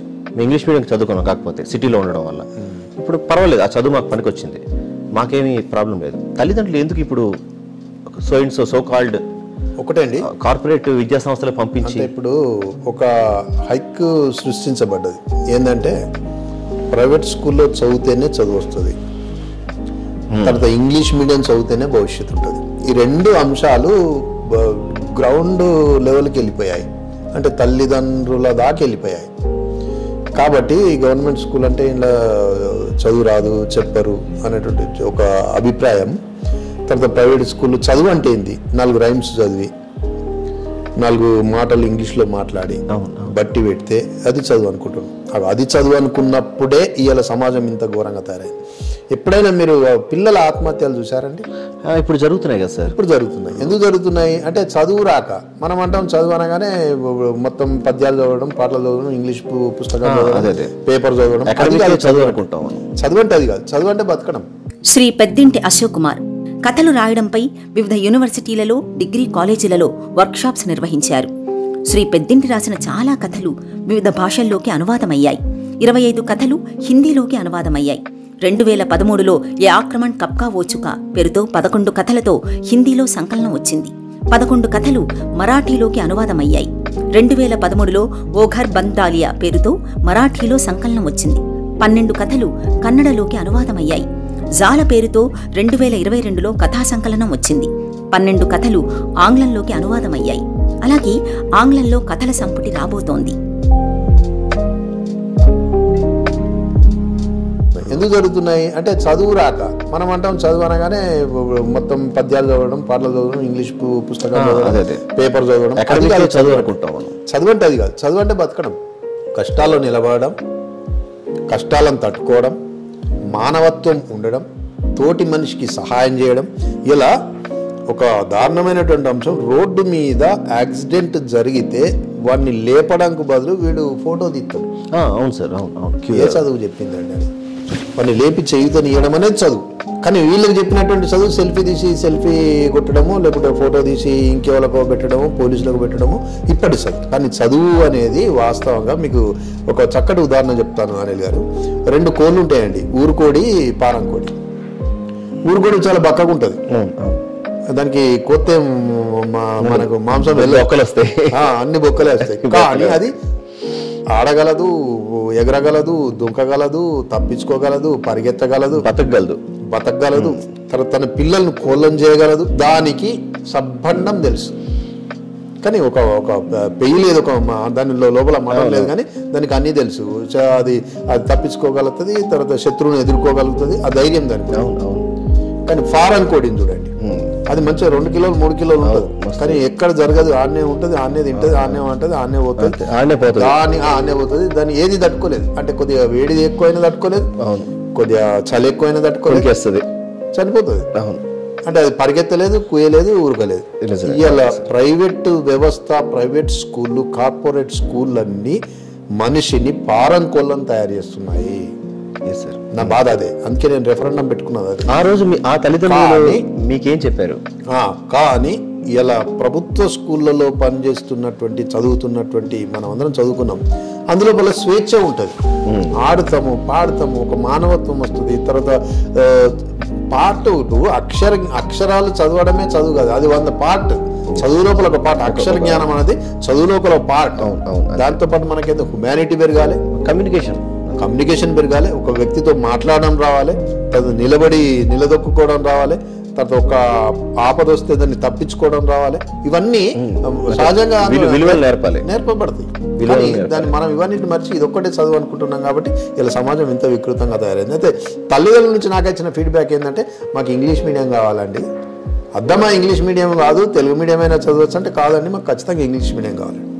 అట్లా 2016లో మేము పెట్టుకున్నటువంటి రెఫరెండం రాష్ట్ర వ్యాప్తంగా సంచలనం సృష్టించాలి. మీడియాలో వచ్చినాక తర్వాత ప్రభుత్వం కూడా స్పందించి 2018 నుంచి ఆల్ ఇంగ్లీష్ మీడియంస్, అన్ని ఇంగ్లీష్ మీడియంలో స్కూళ్లను ప్రవేశపెట్టడం జరిగింది. ఇప్పుడు గ్రామాలలో కూడా ప్రైవేట్ స్కూళ్ళతో సమానంగా ఆ ప్రభుత్వ స్కూళ్ళలో కూడా ఇంగ్లీష్ మీడియం. అంటే దాన్ని నేను రాసినటువంటి కదా, చుక్కలు రాని ఆకాశం. అవును సార్.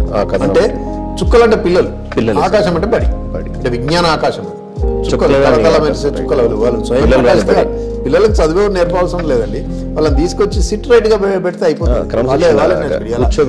ఒక అక్షరము ఉపాధ్యాయుడు దిద్దియాడు, నేర్చుకుంటాడు వాడు.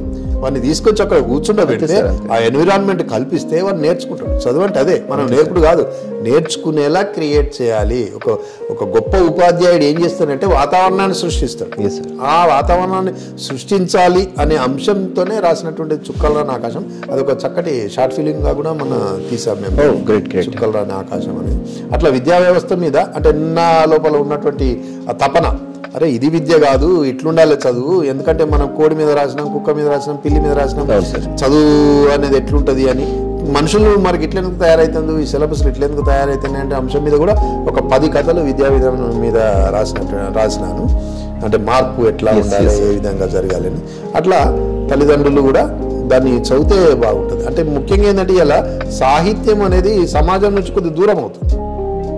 ఎందుకు దూరం అవుతుంది అని అంటే ఇలా ఈ హఠాత్తుగా వచ్చినటువంటి విరుచుకపడ్డటువంటి ఈ ఆధునిక వసతులు, ఇలా మీడియా ఏంటంటే టీవీలు కానీ సెల్ ఫోన్లు కానీ ఇవన్నిటి చేత పుస్తకాన్ని చదివేటటువంటి వాళ్ళు తగ్గిపోయారు. అందుకే నాలాంటి రచయితలు ఆ మార్పును, ఆ సమాజం విలువలను పుస్తకాలలో భద్రపరిచారు. కానీ ఆ పుస్తకాలు వాళ్ళకు చేరడం లేదు. చేరాలి. అట్లా చదివితే దాన్ని ఆ మార్పు అనేది ఖచ్చితంగా మనం లేదు సార్. వాటిని ముందు తీసుకుపోయడానికి ఒక తరం అంటూ ఉంటుంది. నమ్మేది ఒకటే సార్, మీలాంటి గురువుల దగ్గరే ఇంగ్లీష్ టీచర్ అయితే జాన్ కీట్స్ ఆ లెవెల్ ఆఫ్ పోయిటరీ వాళ్ళు చెప్పారు మాకు, అది చదివాం. తెలుగు అయ్యేసరికి భాగవతం అలాంటివి చదివాం. హిందీకి వచ్చేసరికి హిందీ సాహిత్యం కూడా చదవగలిగాం. అంటే ఏది ఇదంతా గవర్నమెంట్లోనే. సైన్స్, మ్యాథ్స్ ఇవన్నీ కూడా ఈ టీచర్ల దగ్గర మేము నేర్చుకున్నాం. ఇప్పుడు అడిగితే చెప్తాం కూడా, రాస్తున్నాం కూడా. బట్ ఇప్పుడు ఇలా అవడం అనేది ఒక దురదృష్టకరం. సమాజం దురదృష్టకరము అనకంటే మార్పు నిజమే, మీరు ముందుగానే జరిగేటటువంటి మార్పు. కాకపోతే ఆ మార్పు ఇటువైపు వచ్చింది. ఇప్పుడు మార్పు ఏదైనా కానీ మంచి వైపు జరిగితే అద్భుతంగా ఉంటుంది. అవును సార్. కానీ అది వికృతమైనటువంటి మార్పు జరిగితే సమాజం ఇప్పటికి కాదు ఎప్పటికైనా కానీ మళ్ళీ అటువైపు పోవాల్సిందే. ఎందుకంటే ఒక్కటే అనిల్ గారు, నేను కాదు ఎవరు చెప్పినా ఒకటే, ఈ సమాజాన్ని పరిశుద్ధం చేసేది, కడిగేది, మంచి మార్గంలో నడిపేది సాహిత్యం ఒకటి. కరెక్టే సార్, ఉన్నది ఒకటి. ఎందుకంటే మంచి సమాజము మంచి సాహిత్యాన్ని సృష్టిస్తుంది, ఆ మంచి సాహిత్యము మంచి సమాజాన్ని నిర్మిస్తుంది సార్. రైట్. ఇలా అంబేద్కర్ నుంచి మొదలుపెట్టి, పూలే నుంచి మొదలుపెట్టి వాళ్ళంతా గొప్ప వాళ్ళుగా ఎలా అయ్యారంటే గొప్ప సాహిత్యాన్ని చదివారు.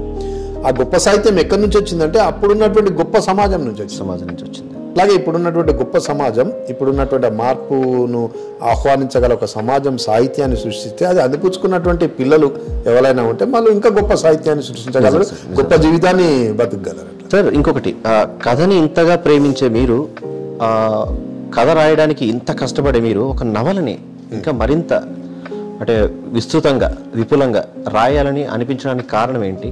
దానికి ఇంకెంత మీరు పడే కష్టం ఏంటి? నాకు బాగా నచ్చింది జిగిరి, ఆల్ టైమ్ మై ఫేవరెట్. నేను కొంచెం దాని అంటారు జంతువులు ఇష్టం. ఆ లెవెల్లో తర్వాత ఇంకా మిగిలిన మరికొన్ని నవలలు. అసలు నవలకు ఎందుకు వచ్చారు సాహిత్యం నుంచి? అనిల్ గారు, మీకు ముందు చెప్పినాను, నేను బేసిక్గా కవిత్వం అంటే బాగా ఇష్టం. అవును సార్. కానీ కవిత్వం ఒక్కటి కూడా ఒక్క కవిత కూడా రాలేదు. ఇప్పుడు అంటే రాసి పబ్లిష్ చేయలేదా లేకపోతే రాయలేదా? రాయలేదు. నిజమే, నమ్మొచ్చా గురుజీ? అయితే పర్సనల్ గా ఇవ్వండి, మేమైనా చదువుకుంటాం. అది పబ్లిష్ అయితే రాయలేదు. ఎందుకు రాయలేదు అంటే సరే మనం తీసుకున్నటువంటి అంశాలు అందులో ఏం లేదు. ఇప్పుడు ఒకటి ఏంటంటే కథను తీసుకున్నాను, కథలో దీన్ని చెప్పలేము మనము, ఇంత పెద్ద అంశాన్ని, పెద్ద క్యాన్వాస్ ను కథలో మనం వర్ణించలేము అని అన్నప్పుడు నేను నవలను తీసుకున్నాను. అట్లా నేను మొదటిసారి రాసినటువంటి కథ కూడా గల్ఫ్ కథనే, వలస కథనే. తర్వాత మొదటిసారి రాసినటువంటి నవల కూడా వలస మీదనే, ఎడారి మంటలు అనే. 2001లో చిత్రలో వేశారు అది. అవును సార్, చిత్ర గుర్తుంది. అంటే ఇక్కడి దాదాపు అప్పటికి వచ్చినటువంటి సాహిత్యం అంతా, అంటే ఈ వలస సాహిత్యం అంతా ఇక్కడి పరిస్థితులనే వర్ణించారు. కానీ ఎడారి మంటల నవల లోపల ఒక మనిషి గల్ఫ్ వెళ్ళాక అక్కడేం జరుగుతుంది, అసలు ఆ ఎడారి దేశంలో వాడు ఏం చేస్తుండు, ఏం తింటుండు, ఏం తాగుతుండు, ఏడవంటుండు, యాడుంటుండు అనేది పరిశోధించి రాసినటువంటి నవల. ఒకటి ఏంటంటే అనిల్ గారు, నేను చిన్న కథ అయినా, చిన్న వ్యాసమైనా మీకు ఇంతకుముందు చెప్పాను, నేను తరగతి గదిలోకి పోతే ఒక అరగంట సేపు చదివిందైనా మళ్ళీ చదువుకొని పోతాను. అంటే ఒక ప్లాన్గా పోతాం, ప్లాన్గా పోతాం కాబట్టి మనం టైం మేనేజ్మెంట్ ఇట్లా జరుగుతుంది. మనం ఇన్ని కథలు, ఇన్ని నవలలు, ఇంత టైంను మనం చేసుకోగలుగుతున్నాం. ఒక ప్లాన్, మనం టైం టేబుల్ రాసుకొని పోతాం. అలా సిస్టమేటిక్ ఒక 20-25 సంవత్సరాల నుంచి టీచర్గా ఉండడం వల్ల ఆ క్రమశిక్షణ బాగా అలవాటు. ఇప్పటికీ 5 గంటలకు లేస్తాను, 10 గంటలకు పడుకుంటాను. అట్లా మనం ఈ ఎడారి దేశంలో ఉండేటటువంటి ఆ జీవితాన్ని ఎడారి మంటలు అనే నవలలో రాసినప్పుడు నేను అనుకున్నది అంటే ఈ కథగా రాస్తే దీన్ని రాయలేము, అంటే నీటివి అంత తక్కువలో మొత్తం భావాన్ని మీరు చెప్పలేకపోవడం అనేది జరిగింది. చెప్పలేము అసలు వలస మీద అన్ని కోణాల నుంచి రాసినటువంటి నవల అది. అంటే అది వలస కారణం ఏంది, అసలు వలస ఎట్లా జరిగింది, అందులో ఎవరెవరి ప్రమేయం ఉంది, ఎవరు నష్టపోతున్నాడు, ఎవరు లాభపడుతున్నాడు, ఎడారి మంటలు అనే నవల రాసిన. అంటే అంత పెద్ద క్యాన్వాస్.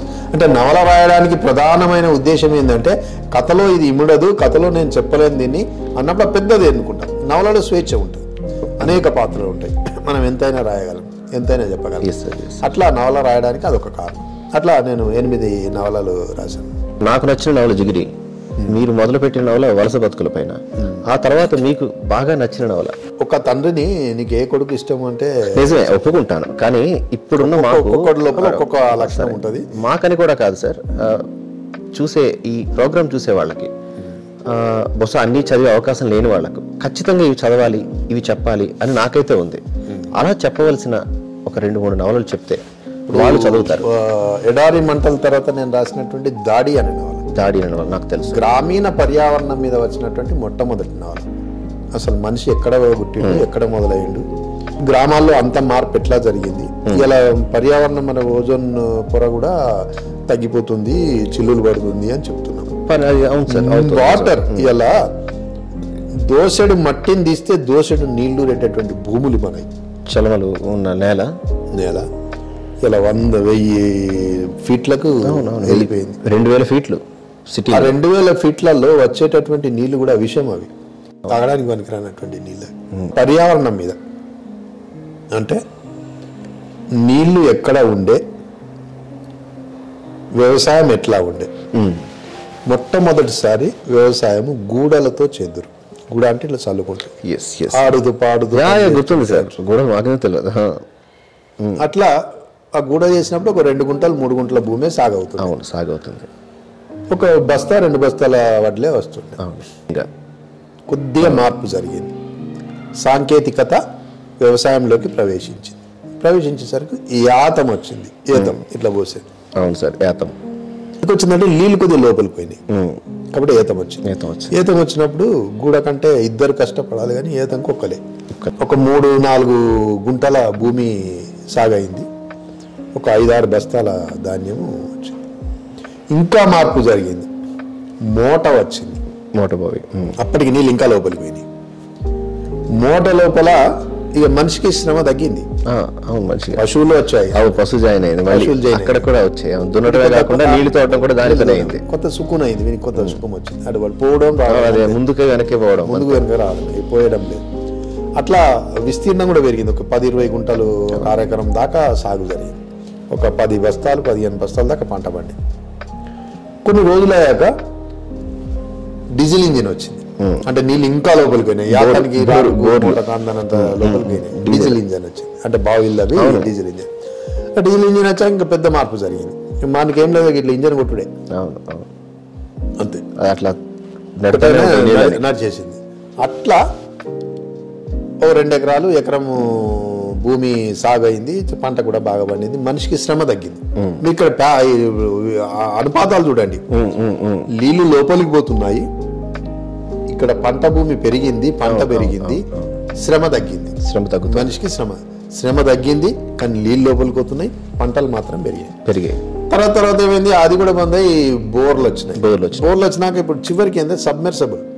అంటే అది మనకు పొక్క కనబడది, మోటార్ కనబడది, నీళ్లు మాత్రమే వస్తాయి. ఇప్పుడు అట్లా చేయడం మూలాన ఒక 10 ఎకరాలు 20 ఎకరాలు సాగైంది. గుట్టలు చెట్లు అడవులన్నీ పోయినాయి, అన్ని పంట భూములుగా మారిన తర్వాత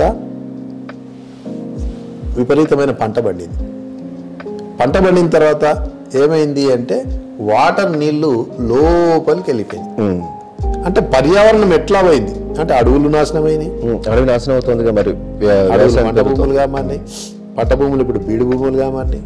వాగులను నిండిపోయినాయి, చెరువులను నిండిపోయినాయి. అంటే దీని ఉద్దేశం ఏంటంటే మనం భూమి నుంచి ఏ లెవెల్లో నీటిని తోడుతున్నామో ఆ లెవెల్లో ఫీడ్ చేస్తున్నామా. నీళ్లు గొప్ప సంపద అండి. నీళ్ళే సంపద. అంతే. మీరు ఒక 20 ఏళ్ల కింద చూడండి, మీ ఊర్లో వాగులు చెరువులు అన్ని బారినాయి. మనం బావులో నీళ్ళు తోడుకొని 20 ఏళ్ళకి ఇట్లయింది. ఇంక 20 ఏళ్ళు, ఇంకొక 30 ఏళ్ళ తర్వాత అసలు మన పిల్లలు ఏం తాగి బతుకుతారు? ఇది నీళ్ళు ఉంటాయా? ఇప్పటికే 2000 సార్, ఇప్పటికే కొనుక్కుంటున్నాం, తాగే నీరు కొనుక్కుంటున్నాం. అంటే అసలు కొనుక్కుందామని నీళ్ళు దొరకాలి కదా, దొరకాలి, కరెక్టే, దొరకాలి కదా. ఈయన కాకుండా ఈ ఊరినో ఇంకే ఊరినో ఉండాలి. ఎక్కడైనా ఉండాలి. 2000 ఫీట్లలో నీళ్లు పోతే ఇంకొక 20-30 సంవత్సరాల తర్వాత ఏం ఫీట్లు అవుతాం, మరి పోతే అమెరికాకు పోతుంది, అటువైపు అదే దేశం పోతుంది అంటారు, పోతుంది కదా. అంతే కదా, వాడు నీళ్ళు పోతే ఇంటికత్తే వీళ్ళు నీళ్ళు పోతే అడిపోతుంది. అంటే భూమి మొత్తం వట్టిపోతుంది. దీన్ని హెచ్చరించడానికి మనం చిన్నప్పుడు కాకి కథ చదువుకున్నాం. అవును సార్. నీళ్ళు ఎత్తే అసలు కాకి నీళ్ళు ఎత్తే ఆ కుండగాలికి నీళ్ళే పోయినాయి ఇక. అవును, కట్లే నీళ్ళేడికి పైకి వస్తాయి. అట్లా హెచ్చరించడానికి. అవును సార్. అంటే గ్రామీణ పర్యావరణము ఇట్లా జరుగుతుంది, వాటర్ ఇట్లా జరుగుతుంది. ఒక 100 సంవత్సరాలు ఇంకా 50 సంవత్సరాల తర్వాత అసలు నీళ్ళు ఏం దాగి బతుకుతారు. మరి సరే, ఇన్ని పంటలు పండినాయి, ఇంత అద్భుతమైన పంటలు పండి, మరి ఆకలి చావులు లేకుండా పోయినాయా? అదే సార్, అది కూడా అడుగుదాం అనుకుంటున్నా. ఇప్పుడు జనం పెరుగుతున్నారు, ఆ పెరిగే అవసరాలకు తగ్గ పొలం పెరుగుతోంది. పొలం పెరుగుతుందంటే పంట పెరుగుతుంది. పంట పెరుగుతున్నా కూడా ఆకలి చావులు ఎందుకు పెరుగుతున్నాయి? ఆకలి చావులే కాదు, రైతులు ఎందుకు చనిపోతున్నారు? ఒకటండి, ఇది సంక్షోభం. ఎట్లా సంక్షోభం అంటే పెట్టుబడులు. ఇప్పుడు ఒక వస్తువుని కప్పు తయారు చేసినటువంటి వ్యక్తి ఆ కప్పుకి ఎంత ఖర్చు అయింది చూసుకొని, తన లాభాన్ని చూసుకొని దానికి రేటుని నిర్ణయిస్తాడు. 50 రూపాయలు పెడతాడు, 50 రూపాయలు 20 రూపాయలు ఖర్చు అయినాయి, ఓ 10 రూపాయలు అటు ఇటు అయిపోయినాయి, ఒక 10 రూపాయలు లాభం వస్తుంది, 50 రూపాయలు వాడే రేటు నిర్ణయిస్తాడు. అవును సార్. కానీ రైతు పండించిన పంటకు ఖర్చు వాడికి తెలుసు, వాడి లాభం ఎంత ఉండాలనో వాడికి తెలుసు. కానీ రేట్ ఎవరు నిర్ణయిస్తున్నారు? మధ్య దళారీలు, మిగతా వాళ్ళు నిర్ణయిస్తున్నారు. తన చేతిలో లేదు. అవి అక్కడ సంక్షోభం. అంటే అప్పులు ఎక్కువై, దిగుబడి తక్కువై, తర్వాత పంట రాక, ధరలు లేక, దళారీ ఆత్మహత్య చేసుకున్నాడా? లేదు. ఏ మార్కెట్ నడిపేటటువంటి వ్యక్తి రైతే చేసుకుంటున్నాడు. 2 రకాలుగా. మరి ఇంత ధాన్యాలు గోదాములు ఉన్నాయి, వాళ్ళకి చేస్తున్నాయి అంటే లేదు. అట్లా ఇది ఒక సంక్షోభ సమయం లోపల. అంటే దీన్ని మనం ఎట్లా వర్ణిస్తాము అని అంటే ప్రాపర్గా జరగడం లేదు. మరి జనం పెరుగుతుండ్రు, అవసరాలు పెరుగుతున్నాయి, పంట కూడా పెరిగింది. కానీ ఈ మార్పు ప్రాపర్గా జరగకుండా ఎక్కడో ఏదో జరిగింది. అందుకనే ఇవన్నీ ఇంత సంక్షోభం జరుగుతుంది. దాని మీద రాసినటువంటిది దాడి అనాలి. తర్వాత జిగిరి చెప్పాను ముందు నుంచి ఆల్ టైమ్ ఫేవరెట్. కలిసినప్పటి నుంచి ఇదే ఎప్పుడు 11 భాషల్లోకి ట్రాన్స్లేట్ అయింది. అంటే దాని గురించి ఒక 2 ముచ్చట్లు చెప్పాలి. ఏంటంటే నేను రాసినప్పుడు దాన్ని మా ఊర్లో చిన్న గుడ్డేలుగుల కథ ఇది మల్లారెడ్డిపేట అనేటువంటి ఒక గ్రామంలో గుడ్డేలుగుల కథ, గుడ్డేలుగు వాడించుకునే కథ అనుకున్నాను. దానిని ట్రాన్స్లేట్ అయ్యాక దాంతో అందరు కనెక్ట్ అవుతారు, దేశం మొత్తం కనెక్ట్ అయింది సార్. అంటే అన్ని పంజాబ్ నుంచి మొదలు పెడితే కన్నడలోకి, తర్వాత మరాఠీలోకి, సింధులోకి, తర్వాత ఒరియాలోకి, రాజస్థానీలోకి, ఇవన్నీ కనెక్ట్ అయినాక నాకు విచిత్రం అనిపించింది. అంటే దేశమంతా గుడ్డెలుగులో ఉన్నారు. అంటే దేశమంతా ఆకలి ఇవన్నీ ఉన్నాయా? అంటే అప్పుడు నాకు అనిపించింది కరెక్టే, ప్రపంచం నీ ఊరే గ్లోబల్ ప్రపంచం. ఇది నా ఊళ్ళో ఇప్పుడు మాయముంత కథ రాసిన ఊళ్ళో బర్రీ నింది అంటే నీ ఊరు కాదు, ప్రపంచం మొత్తం మీద బర్రీ. మనకి గుడ్డెలుగు ఎక్కడో సైబీరియన్ ఎలుగులు పెంచుకుంటారు వాళ్ళకు ఎలుగు. మన దానికి 2 ఇంతలు ఉంటది, 2 ఇంతలు తింటది. అట్లా యూనివర్సల్ అది.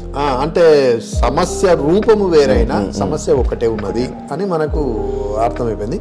దాన్ని ఏంటంటే మానవత్వం, మనిషి లెక్క బతకాలి. టోటల్గా ఏ రచయితైనా కథ అయినా మనం ఏం చెప్తామండి, మానవత్వం ఉండాలి అంటాం అంతే. కథకు పూర్తిగా దాన్ని కొట్టేసి దాంట్లో మొత్తం సోల్ తీస్తే ఆ సోల్ ఏముంటది అంటే మనిషి మానవత్వం ఉండాలి అని ఉంటుంది. ఈ నవల గురించి కొంచెం విపులంగా చెప్పండి. ఈ జిగిరి గురించి. పెద్దింటి సాహిత్యంపై ఇంతవరకు 6 ఎంఫిల్లు, 4 PhDలు వచ్చాయి. ఇంకా వివిధ యూనివర్సిటీలలో పరిశోధనలు జరుగుతున్నాయి. శ్రీ పెద్దింటి రాసిన చాలా కథలను వివిధ యూనివర్సిటీలు PG డిగ్రీ విద్యార్థుల కోసం పాఠ్యాంశాలుగా చేర్చుకున్నాయి. భారతీయ భాషా పరిషత్ యువ పురస్కారం, 3 సార్లు తెలుగు యూనివర్సిటీ అవార్డు, తెలంగాణ అవతరణ అవార్డులతో పాటు 30 రివార్డులు కూడా పొందారు. శ్రీ పెద్దింటి రాసిన జిగిరి నవల 8 భారతీయ భాషల్లోకి అనువాదమై FEDC కోర్సు పిల్లలకు పాఠ్యాంశంగా చేరింది.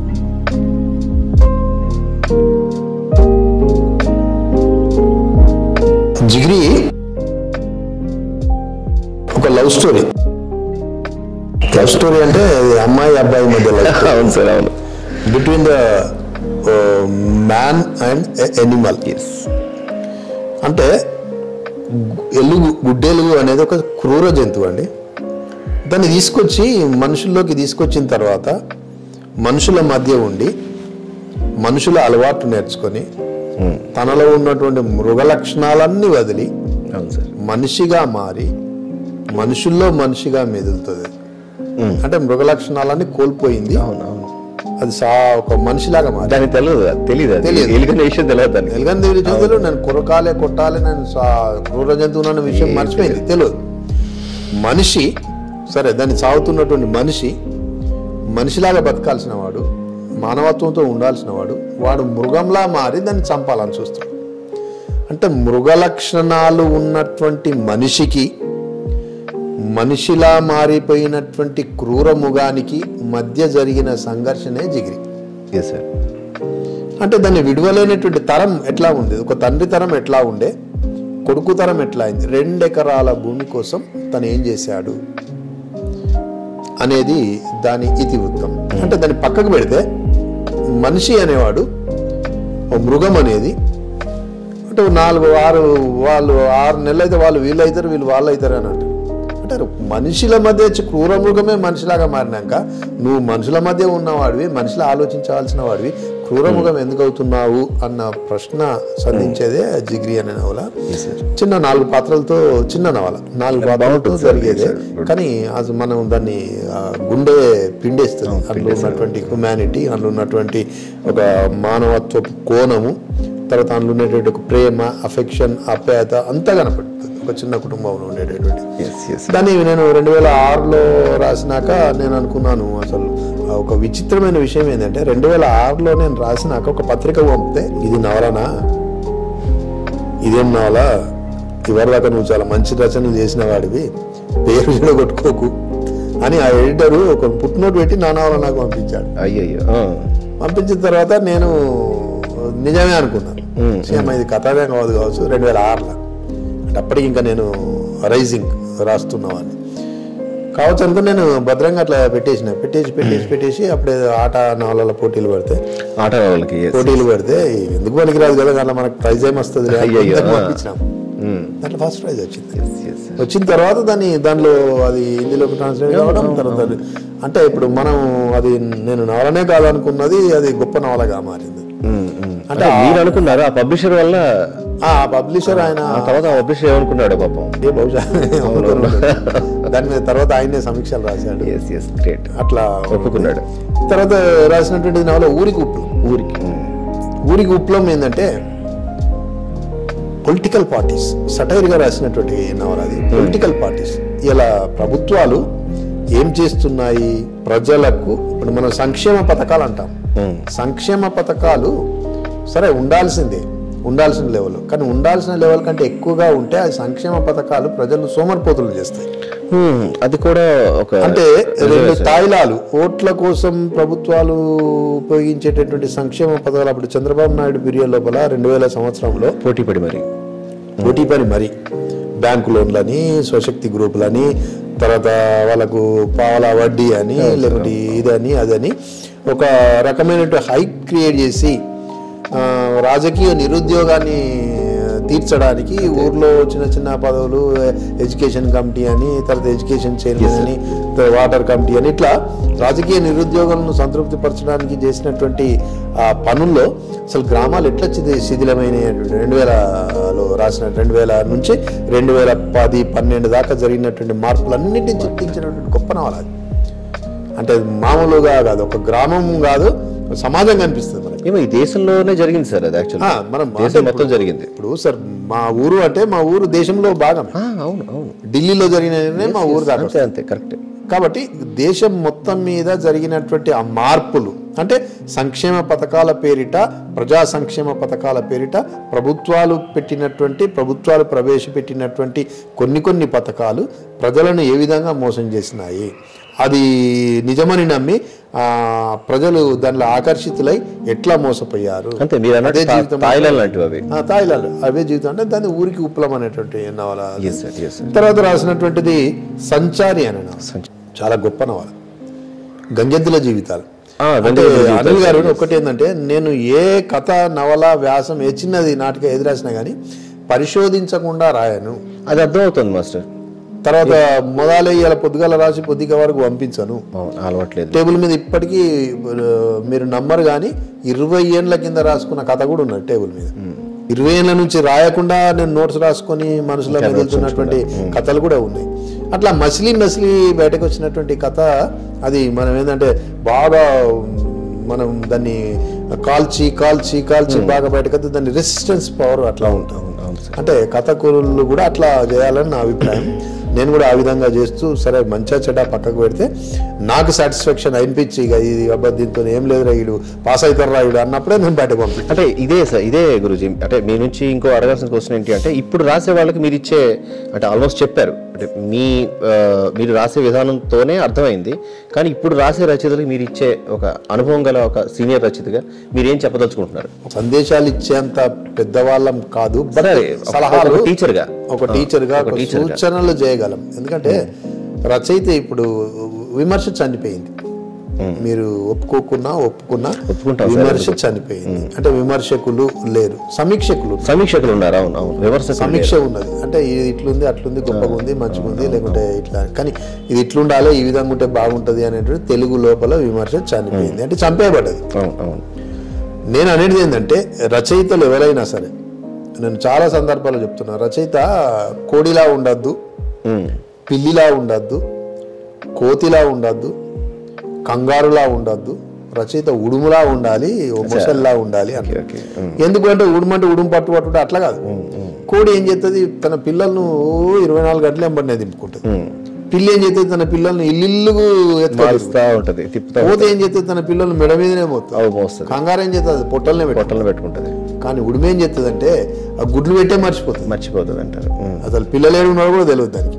కథకుడు కూడా అట్లే ఉండాలనుకుంటా. ఏంటంటే కథ రాసి మర్చిపోవాలి, దాన్ని ఎత్తుక తిరగదు, దాన్ని కడుపులో పెట్టుకోవద్దు, దాన్ని భుజాల మీద మొయ్యద్దు. ఆ కథ రాసినాక కథ ఎవరో నువ్వు ఎవరు, నీ కథ కాదు అది. వీలైతే నువ్వు కూడా విమర్శించు ఆ కథను. అట్లా ఉండాలి కథకులు అనేది నా అభిప్రాయం. కొత్త కథకులు నేను ఇచ్చే సూచన అది. తర్వాత నువ్వు కథ రాసే క్రమంలో అద్భుతంగా రాసినాక నీకు సాటిస్ఫాక్షన్ అనిపించినాకనే బయటకు ఆగమాగాన పంపకుండా దాన్ని 10 సార్లు చదివి, ఎందుకంటే 1000 కథలు రాయాల్సిన అవసరం లేదు. ఓ 10 మంచి కథలు రాస్తే, పిడికడు గుర్తుండే కథలు రాస్తే చాలా బెస్ట్. అట్లా రాయాలి అంటే నువ్వు మొదలు నీ లోపల మసలాలి, తర్వాత నీ టేబుల్ మీద అటు ఇటు చేతుల కింద, రెక్కల కింద, బొక్కల కింద అటు ఇటు తిరగాలి, 4-5 సార్లు చదవాలి. చదివితే నీ కథ నీకే మార్పు తెలుస్తుంది. అట్లా ఆ విధంగా చేసిన తర్వాత బయటకు పంపితే బాగుంటుంది అనేది రచయితగా నా అభిప్రాయం. తర్వాత నీ కథను నువ్వు ఎప్పుడు ఎత్తుక తిరగకు, నీ కథ రాసి నువ్వు మర్చిపో. 10 మంది ఏమన్నా సరే అది నా కథ కాదు అని అనుకో, కానీ ఏమన్నా అంటే వాడిని పట్టి కొట్టి చంపి అట్లా అంటావు, నువ్వు ఇట్లా అంటావు, కొద్దిగా వరకు మళ్ళీ మంచుకున్నది అనకపోతే చూడు ఛాయ్ తాగించి. జంధ్యాల గారి సినిమాలో శివలక్ష్మి గారు ఉంటారు. అవును, ఆవిడ వెళ్ళి ఒక ఎడిటర్ ముందు కూర్చొని నేను కవిని కానన్న వాడిని కత్తితో పొడుస్తా అంటారు. ఆయన పాప కత్తి తీసి దాచుకుంటాడు. రచయితని కాదంటే రాయెత్తి కొడతాడు, పేపర్ రేట్ తీసి దాచుకుంటాడు. ఈ రోజులో అట్లా కూడా ఉన్నారు. వార్నింగ్లు, పెద్ద పెద్ద రికమెండేషన్లు, లేదంటే డబ్బులు ఇచ్చుడు ఎదురు, అంటే ఇలా కూడా నడుస్తున్నాయి. ఒకటండి, ఇప్పుడు సమాజంలో అటువంటి వాళ్ళు ఇటువంటి వాళ్ళు చాలా ఉన్నా కానీ ఈ మీడియా తర్వాత ఈ సినిమాలు ఇవన్నీ ఏం చేసినాయంటే వాళ్ళని వదిలిపెట్టలేదు. పోలీసులను బఫూన్లు చేసినాయి, టీచర్లను బఫూన్లను చేసినాయి, రచయితలను బఫూన్లను చేసినాయి. అద్భుతమైనటువంటి సాహిత్యాన్ని సృష్టించే రచయితలు ఉన్నారు. అంటే అద్భుతంగా ఒక న్యాయం కోసం పోరాడేటువంటి పోలీసులు ఉన్నారు. సమాజంలో అది ఉంటుంది, ఇది ఉంటుంది. కాకపోతే ఏంటంటే మనం చూసేటటువంటి దృష్టికోణం వేరుగా ఉంటుంది. మంచి చెడు ఉంటాయి. కానీ నేను అనేది ఏంటంటే ఎప్పుడైనా సరే ఒక మనం కథనో కవిత్వమో రాసి సమాజానికి ఇచ్చేసినాం, అది నీది కాదు. దాని మీద ఎవరు విమర్శిస్తారు కదా, మంచిగా ఉంటే మంచిగా ఉంటారు అని సద్విమర్శ స్వీకరించు. ఇంకా నీకేమైనా మార్పులు అట్లా అనిపిస్తే నువ్వు మార్చుకో. మార్పులే లేవు, చాలా గొప్పది, కానీ వాళ్ళు వట్టి కంటుంటారంటే అది నిలబడదు కదా. అవును సార్, వట్టి విమర్శ నిలబడదు. ఇలా కాకుండా రేపైనా కానీ ఇప్పుడు మనం రాయేదో రత్నం ఏదో కొట్టి చూస్తే తెలుసు. సాహిత్యం కూడా అంతే. కాలమే నీ సాహిత్యాన్ని నిర్ణయిస్తుంది. ఇప్పటికీ వందల సంవత్సరాల నుంచి కింద రాసినటువంటి సాహిత్యాన్ని సాహిత్యాన్ని ఇప్పటికీ చదువుకుంటున్నాం. ఎందుకంటే కాల పరీక్షకు అది నిలబడ్డది. మీరు ఇందాకలు అన్నట్టు అప్పటి ప్రేమచంద్ గారి సాహిత్యాన్ని మనం చదువుకుంటున్నాం. కాల పరీక్షకు నిలబడ్డది. వాళ్ళు లేకపోయినా వాళ్ళు సృష్టించినటువంటి సాహిత్యం ఉన్నది. కాబట్టి మనం ఎప్పుడైనా నువ్వు గొప్పది అనుకుంటే నువ్వు ఎత్తుకొని తిరిగితే అది గొప్పది కాదు. అంటే కవిత విషయానికి వస్తే ఈ రోజుల్లో కవిత ఎవరికి అర్థమవుతుంది అని ఈ రోజుల్లో కూడా తిలక్ గారి అమృతం కురిసిన రాత్రి అయితేనే, శ్రీశ్రీ గారి మహాప్రస్థానం, ఖడ్గ సృష్టి, ఇవి తెలియని వాళ్ళు ఎవరు లేరు సార్. తెలియని వాళ్ళు లేరు. కనీసం ఒక్క పోయమన్నా చదివిన వాళ్ళు ఉన్నారు. అలిశెట్టి ప్రభాకర్ గారి ఎక్సలెంట్ సార్. అంటే సత్యం యాక్చువల్ గా చేశాడు. ఉన్నారండి మన సత్యం బాగా. అంటే ఇప్పుడు అలిశెట్టి కాలం లోపల అలిశెట్టి కవిత్వము అంత పాపులర్ కాలేదు, కానీ కాలంతో పాటు నిలబడింది సార్. నిలబడుతుంది, ఎప్పటికీ ఉంటుంది. ఇప్పుడు చాలా దాన్ని కోడ్ చేయనటువంటి వ్యక్తులు ఉంటారు. అంటే ఆయన అంటే తెలియని వాళ్ళు కూడా దాన్ని కోడ్ చేస్తారు. అతని పదాలు వెళ్ళిపోతున్నాయి. అంటే సాహిత్యానికి ఒకటే కాలమే పరీక్ష.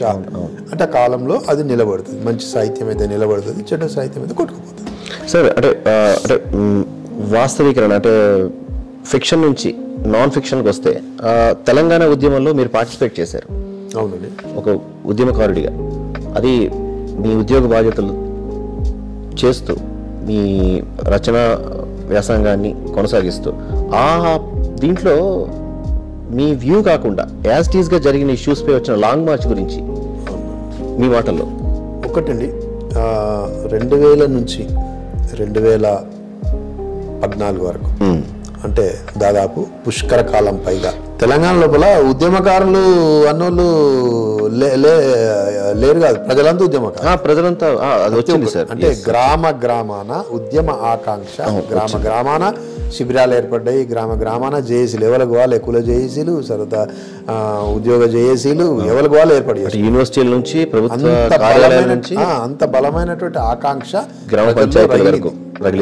రైతుల నుంచి రగిలింది. ఆ రగిలినటువంటి కాలంలో అప్పటి సమాజం ఎట్లా ఉంది అని, అప్పుడు ఏంటంటే అసలు ఉద్యమకాలం, ఇప్పుడు నేను మీకు చెప్పాను 80-90 ప్రాంతంలో కాలేజీలలో చదివే ప్రతి ఒక్కడు ఉద్యమంలో పాల్గొన్నవాడు. మీ సాహిత్యమే అలా పుట్టిందని చెప్పారు. ఉద్యమంలో పాల్గొన్నారు. అలాగే 2000 సంవత్సరంలో 2000 నుంచి 2010లో జీవించిన పల్లె ప్రజలు కానీ, తర్వాత ఆ వయసులో ఉన్నటువంటి యువకులు కానీ వాళ్ళంతా ఉద్యమకారులు, ఏదో రకంగా ఉద్యమం చేసిన. అట్లా ఉపాధ్యాయుడిగా నేను కూడా ఉద్యమంలో ప్రత్యక్షంగా పాల్గొన్నాను. తర్వాత రచయితగా అన్ని అంశాలను, అన్ని కదలికలను చూస్తూ యుద్ధనాదం అనేటువంటి కథ, అది అద్భుతంగా, అంటే సిరిసిల్లలో ఒక రోజులో జరిగినటువంటి కథ. అప్పుడు ఆత్మహత్యలు జరుగుతున్నాయి. తండ్రులు కొడుకుల బాధలు, తండ్రులు ఇంట్లోకెళ్ళి గదలనిస్తలేరు. కొడుకులు వీడు యూనివర్సిటీలో చదివే పిల్లలను ఇంట్లోకెళ్ళి గదిలిస్తారు. వీడు ఏడో ఆత్మహత్య చేసుకుంటాడు. అంత ఆవేశంగా ఉన్నారు. అంటే ఆ టైంకి యూనివర్సిటీలోనే ఉన్నారు సార్. అంత ఆవేశంగా ఉన్నారు. ఆ ఆవేశాన్ని బేస్గా చేసుకున్నటువంటి కథ యుద్ధనాదం. అట్లా నేను 10 కథలు రాశాను ఒక్కొక్క అంశం మీద. రేపు మాపు అనే విడాకుల కథ, తర్వాత యుద్ధనాదం, తర్వాత నేను ఈ నదిని దాటాలి, తర్వాత వలస. ఆ నేపథ్యంలో వచ్చినటువంటిదే లాంగ్ మార్చ్ నవల. అప్పుడు ఏమైందంటే ట్యాంక్ బండ్ మీద మిలియన్ మార్చ్ జరిగింది. అవును సార్. మిలియన్ మార్చ్కు పిలిపించినాక మిలియన్ మార్చ్ జరిగింది. అంటే అప్పుడు ఉన్నటువంటి ప్రభుత్వము ఉద్యమం మీద ఉక్కుపాదం పెట్టింది. అసలు ఉద్యమకారులు ఇప్పుడు నా మీద కేసులు ఉన్నాయి. కేసులు లేని మనుషులు అంటూ లేరు. దాదాపు ఉద్యమంలో ప్రతి ఒక్కరి మీద కేసులు ఉన్నాయి.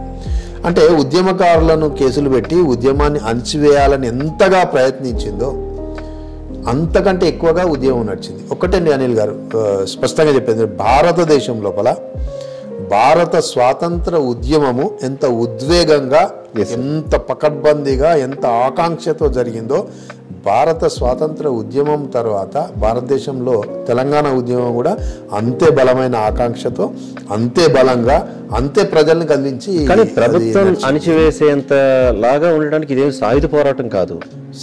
మేధావుల నుండి శాంతియుతంగా చేసిన రాజ్యాంగబద్ధమైన ఒక పిలుపు, అది రాజ్యాంగబద్ధమైన పిలుపు కాబట్టి చివరికి అది గెలిచింది. ఇప్పుడు రెండు ఉంటాయండి, పోరాటం ఉంటుంది, యుద్ధము ఉంటుంది. Yes sir. యుద్ధము వేరు, పోరాటము వేరు.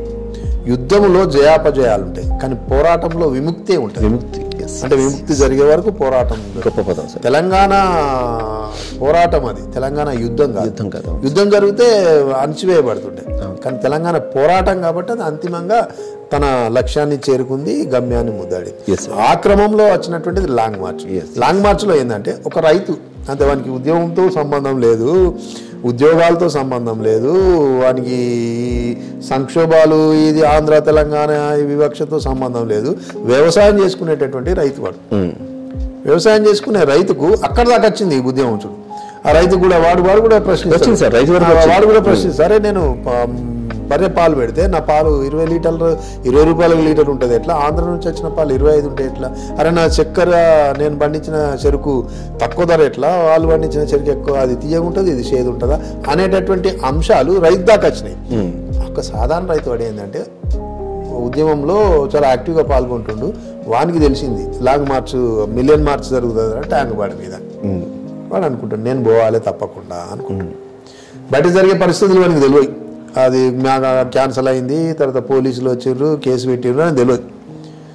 వాడు ఆ రైతు, తెలంగాణను గుండె నిండా నింపుకున్న రైతు, వానికి ఏ రాజకీయాలతో సంబంధం లేదు. ఇప్పుడు ఆ రైతులాగానే ఉన్నాడు, అట్లాగే ఉన్నాడు. పదవులు ఉండయి, వానికి ఏముండయి, పోరాడాడు. అట్లాంటి ఆ రైతు ఆ ఉద్యమాన్ని ఎట్లా మోసుకొని ట్యాంక్ బండ్ దాకా వచ్చిండు అనేది అది కథ. సాధారణంగా ఏ రాజకీయ ప్రమేయం లేని వాడు కూడా అప్పుడు ఆ ఉద్యమంలో ఒక పార్ట్గా తయారైండు. తెలంగాణ రావాలనేటువంటి బలమైన ఆకాంక్ష కూడా ఆయన లోపల రగిలింది. కాబట్టి తను పాలమ్ముకునే క్యాన్ నుంచి, తర్వాత తను వేషాలు మార్చుకొని, తర్వాత తను ధోతి ట్యాంక్ బండికి కట్టి దాని పైకెక్కి ఆఖరికి తెలంగాణ ఉద్యమంలో ప్రధాన ఘట్టమైనటువంటి మిలియన్ మార్చ్లో తను పాల్గొన్నాడు. అంటే దీని ద్వారా మనం చెప్పింది ఏంటంటే సాధారణ పౌరుడు కూడా అప్పుడు ఆ ఆకాంక్ష బలంగా ఉండేది. తర్వాత యుద్ధ వ్యూహాలు ఎట్లా ఉంటాయి, ఒక నార్మల్ మనం మామూలు మనిషి అనుకుంటాం, కానీ ఆ నవల చదువుతుంటే అరే నిమ్మ వీని లోపల ఇంత ఉన్నదని. వాడు ఏం చేస్తాడంటే ఊర్లో వానికి 2 పోతులు ఉంటాయి, చేసి 2 రోజుల బంద్ పిలిపిస్తుంది. బంద్ పిలిపించినప్పుడు ఊర్లో వాడు చూసే వరకు అన్ని దుకాణాలు తెరిచి ఉంటాయి. ఏమో అన్ని దుకాణాలు తెరిచి ఉన్నాయి ఏందని వాడి పోతు ఉంటుంది, పోతు మీద మొత్తం పేపర్లు అంటేస్తాడు. పోతుకు ఇవాళ నేను దున్నపోతును, నేను మనిషిని కాదు, కానీ నేను ఇలా బంద్ పాటిస్తున్నా, నేను నాగలు దున్నా, నేను ఏ బండి కొట్టా, నేను బజార్లోనే తిరుగుతా, మీరు మనుషులైతే మీరు, నేను దున్నపోతును కదా, మీరు మనుషులైతే మీరు చేయండి అని ఆ దున్నపోతును తిరుగుతుంది. దాని దున్నపోతును వదిలిపెడతాం. దానికి ఏంటంటే దొడ్డికాడ వదిలిపోతే ఇంటికాడికి వస్తుంది, దొడ్డికాడికి అదొక మార్చు, దొడ్డికాడ వదిలిపోతే ఇంటికి వస్తుంది. దాన్ని అందరు చదువుతుంటారు. ఇంటికాడికి వెళ్ళి మళ్ళీ భార్య ఫోన్ చేస్తుంది, అయ్యా నువ్వు ఏడు, నువ్వు పోతులు ఇంటికి వచ్చినాయంటే, అరే పోతుల కోసమే చూస్తున్నావు, మళ్ళీ పంపి అంటే ఆడికెళ్ళి కొడితే చేస్తాడు. అవి అటు ఇటు జరిగే క్రమంలో ఒక ఫన్గా ఉన్నా కానీ ఉద్యమ రూపం ఎట్లా ఉన్నది, ఉద్యమ రూపాలు ఏ విధంగా ఉండే అనేది తను చేయగలిగినంత చేస్తుంటే. మెయిన్ ఏంటంటే అప్పుడు ఒక సమాజం ఎట్లా ఉంది ఆ సందర్భంలో, ఒక సంక్షోభ సమయంలో ఒకవైపు ఆత్మహత్యలు జరుగుతున్నాయి, ఒకవైపు ఉద్యమాన్ని అణచివేస్తున్నారు, ఒకవైపు అసలు తెలంగాణ వస్తుందా లేదా అనే డౌట్ ఉన్నది. తర్వాత ఆ కాలం లోపల కూడా మాలాంటి వాళ్ళం మేము ఆత్మహత్యలు వద్దు, తర్వాత మీరు పోరాడాలి అని బలంగా వాయిస్ వినిపిస్తున్నాం. ఆ సందిగ్ధ కాలంలో అప్పటి సమాజం ఎట్లా ఉంది అనేది చాలా చక్కగా వివరించినటువంటి కథ లాంగ్ మార్చ్. అప్పుడు అది పోటీలో ప్రైజ్ వచ్చేది. తర్వాత అంటే యూనివర్సిటీలకు సిలబస్గా వెళ్ళిన కొన్ని పుస్తకాలు ఉన్నాయి మీవి. అవునండి. వాటి గురించి ఏమైనా, ఎలా జరిగింది అది, ఎలా అక్కడ వరకు చేరు? నేను నిజంగా చెప్పాలంటే నేను మ్యాథమెటిక్స్ టీచర్, లెక్కల మాస్టర్. తెలుగుతో నాకు ఏం సంబంధం లేదు. చాలా మంది అనుకుంటున్నాను నేను తెలుగు మాస్టర్ అనుకుంటాను, కానీ తెలుగు అసలు ఒక విషయం చెప్పాలి కదా, నేను 8వ తరగతి వరకే చదువుకున్నాను. 8వ తరగతి చదువుకొని అప్పుడు మా బాబు గల్ఫ్ వెళ్ళిపోయాడు. మా ఆర్థిక పరిస్థితి చాలా ఘోరంగా ఉండే, చదవలేని పరిస్థితి, నా ఆరోగ్యం కూడా బాగాలేదు. అప్పుడు నేను బంద్ పెట్టినాను. మా ఊర్లో ఏంటంటే చెప్పాను కదా, ఊరుకు దూరము ఏమీ ఉండే, మా ఊళ్ళో డాక్టర్ కూడా లేకుండే. మా ఊళ్ళో కడుపు నొచ్చినా, కాలు నొచ్చినా, జ్వరం వచ్చినా మా ఊళ్ళో శివసత్తులు అంటే ఇప్పుడు మనం బొట్టు పెట్టి నిమ్మకాయల కొరికి బొట్టు పెడుదురు మాకు. అచ్చా అచ్చా. బొట్టు సిగమూగి బొట్టు పెడుదురు. శివసత్తులే డాక్టర్లు మాకు. నమ్మకం మాత్రం. బతికే వాళ్ళు బతికిన చచ్చేవాళ్ళు పోయేవాళ్ళు పోతారు, పోయేవాళ్ళు ఉండేవాళ్ళు ఎలాగా ఉంటారు. అట్లా శివసత్తులు ఆ నమ్మకంతోనే బతికిన వేరే దారి లేనప్పుడు నమ్మకమే దిక్కన్నట్టు. జ్వరం వచ్చినప్పుడు తీసుకుపోయి వాళ్ళకి చూపిస్తే ఇంత బొట్టు పెట్టి నోట్లో ఇంత పసుపు వేసి నిమ్మకాయలు పెట్టి యాపకొమ్మలతో కొట్టి ఏం కాదు గాలి వేది గులి వేది అంటే ఆ నమ్మకంతో వైద్య విద్యలో ప్లాసిబో అంటాం దాన్ని. ఆ నమ్మకంతో బతికిన. అట్లా మేము అప్పుడు 8వ తరగతి వరకే చదువుకొని పని చేసిన. తర్వాత ప్రైవేట్లో కట్టి నేను మా ఎస్ఎస్సి పాస్ అయినాను. ఇంటర్మీడియట్ కూడా అప్పుడు కాలేజీకే పోలేదు, కాలేజే లేదు అప్పుడు మాకు. 2 సంవత్సరాలు చదువు ఒకే సంవత్సరం చెప్పాను, కొత్త కాలేజ్. అట్లా తర్వాత డిగ్రీకి వచ్చినాక మొత్తం మేము నాటకాలు ఆడుతుంటాం. నాటకాలు అన్నాక డిగ్రీ కూడా ఒక్కరోజు క్లాస్కి పోయింది లేదు, కాలేజ్కి పోయింది. 3 సంవత్సరాల పరీక్షలు ఒకే సంవత్సరం రాసి పాస్ అయిన వాళ్ళం. అట్లా చదువు అట్లా కొనసాగింది. కాబట్టి మ్యాథమెటిక్స్ కాబట్టి మనం టక్కన గట్టెక్కినం, బయటకు వచ్చినాం. తర్వాత నేను ఇంట్రెస్ట్గా చదువుకున్నటువంటిది ఎంఏ. ఇప్పుడు నేను చెప్పేది ఏంటంటే నా కథల మీద యూనివర్సిటీలో ఇప్పుడు దాదాపు 6 ఎంఫిల్లు, ఒక 4-5 పిహెచ్డీలు జరుగుతున్నాయి. అంటే 2 పిహెచ్డీలు కంప్లీట్ అయ్యి 5 పిహెచ్డీలు జరుగుతున్నాయి. ఇటువంటి సందర్భంలో కూడా నేను రాసినటువంటి అనేక కథలు ఇలా యూనివర్సిటీలో సిలబస్ గా. అట్లా జిగిరి కూడా పీజీకి సిలబస్ గా. విచిత్ర విషయం ఏంటంటే నేను అనుకున్నాను అందరు నా మీద పిహెచ్డీలు చేస్తుండ్రు, అందరు డాక్టర్లు, నేనెందుకు కాకూడదు డాక్టర్ కోరిక వల్ల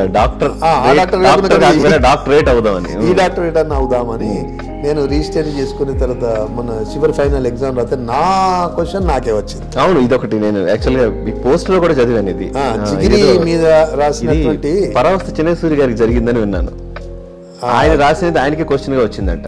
పుట్టపర్తి నారాయణాచార్య గారికి. ఓకే, పుట్టపర్తి నారాయణాచార్యులు గారికి వారి సిలబస్ లో వారికి క్వశ్చన్ వారికి వచ్చింది. అట్లా నా క్వశ్చన్ నాకే వచ్చింది. అంటే యూనివర్సిటీలో మిగతా కాకతీయ యూనివర్సిటీ కానీ తర్వాత ఉస్మానియా యూనివర్సిటీ కానీ ఈ యూనివర్సిటీలో ఉండే సిలబస్లు చాలా కథలు వచ్చినాయి, తీసుకున్నారు నాకు. అనగానే కోడిపెట్టది కర్ణాటక యూనివర్సిటీలో సిలబస్గా తెలుగు లాంగ్వేజ్ వాళ్ళకి సిలబస్గా ఉన్నాయి. గోసా, తర్వాత సావుదప్పు, ఇట్లా చాలా కథలు. అట్లా జిగిరి అనే నవల కూడా ఓరియంటల్ వాళ్ళకు సిలబస్గా ఉన్నాయి.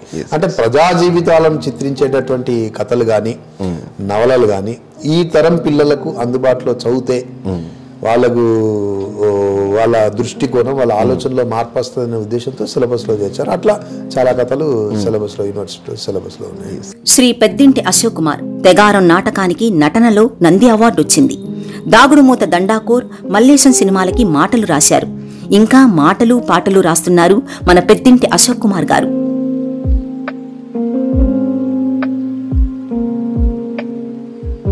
గురూజీ, మీరు అంటే డిగ్రీలో ఉండగా నాటకాల బ్యాచ్, అంటే ఆ నాటకాల గురించి ఏమైనా అసలు ఎలా? తెలంగాణలో అంటే మేము వేసిన నాటకాలు వేరు. వీధి భాగవతాలు అంటాం. ఓకే, వీధి భాగవతాలు ఉదాహరణకి మహాభారతం కానీ, చిరుతల రామాయణం కానీ, బ్రహ్మంగారి చరిత్ర కానీ, బాలనాగమ్మ కానీ, కృష్ణలీలలు కానీ, ఇట్లా వీధి భాగవతాలు అంటున్నారు సార్. హరిశ్చంద్ర కానీ. ఇప్పుడు తెలంగాణ పల్లెల్లో తెలంగాణకు సినిమా జరగడానికి చాలా రోజులు పట్టింది. ఇప్పటి కూడా మాకు ఒక సినిమా చూడాలంటే అదే సిరిసిల్లకి వెళ్ళాలి, లేకపోతే మండల కేంద్రానికి వెళ్ళాలి, చాలా దూరం. అప్పుడు గ్రామాలను ఎంటర్టైన్ చేసింది నాటకాలే.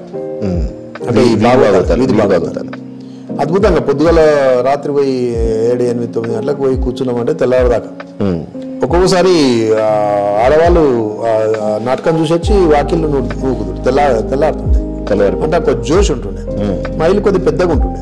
మా ఇంట్లో రిహార్సల్స్ జరుగుతుండే.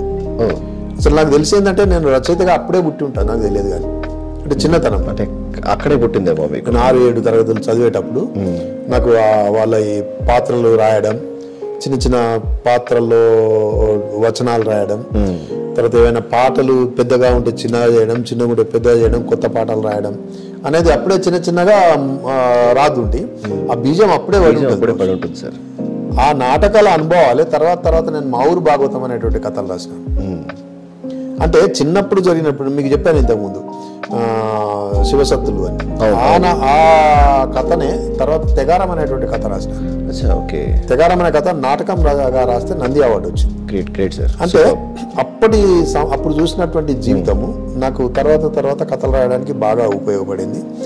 మా ఊరు భాగవతం కథలు కూడా అలాగే. అట్లా ఆ నాటకాలు వేస్తున్నటువంటి క్రమంలో డిగ్రీ లోపల నేనే ఒక నాటక సంస్థను స్థాపించి దానికి నేనే మేనేజర్గా ఉండి నేర్పించి నాటకం అంటే ఇప్పటి ఈ స్టేజ్ నాటకాలు కావు, వీధి భాగవతం పాటలు ఉంటాయి, దరువులు ఉంటాయి, ఆటలు ఉంటాయి, ఆర్మాని పాలీలు, ఒక గమ్మత్.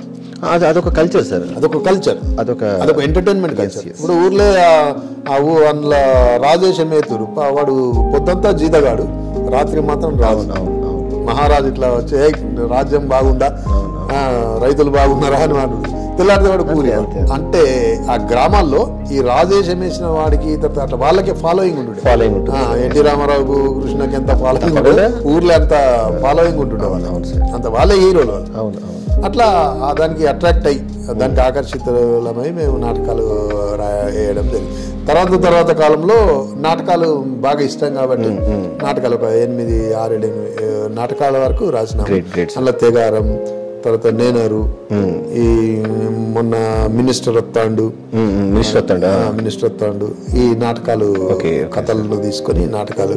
అట్లాగే అప్పా జోష్ల విష్ణుభట్ల ఫౌండేషన్ వాళ్ళకి కథా నాటకాలు అంటే వాళ్ళ కథలను నాటకాలుగా మారుస్తారు. అట్లా కొన్ని కథలు నాటకాలుగా అంటే దాదాపు ఒక 10-15 కథలు నాటకాలుగా అయినాయి. నేను కూడా నాటకాలుగా రాశాను. అది నాటక నేపథ్యం.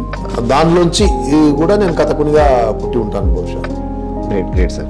ఇంకోటి గురూజీ, అంటే కృషి గారితో పరిచయం అంటే వేదం సినిమాకి ఎలా, అంటే సినిమాల గురించి వస్తే ఎక్కడో నాటకం దగ్గర మొదలైన మీరు ఆ తర్వాత కథా రచయితగా, కథ నుండి నవలకి, నవల నుండి వ్యాసంగానికి, అక్కడ నుండి సినిమా రంగానికి. నిజంగా ఆయన పరిచయం నేను అసలు కథకుడిగా ఉంటాను అని కూడా అనుకోలేదు.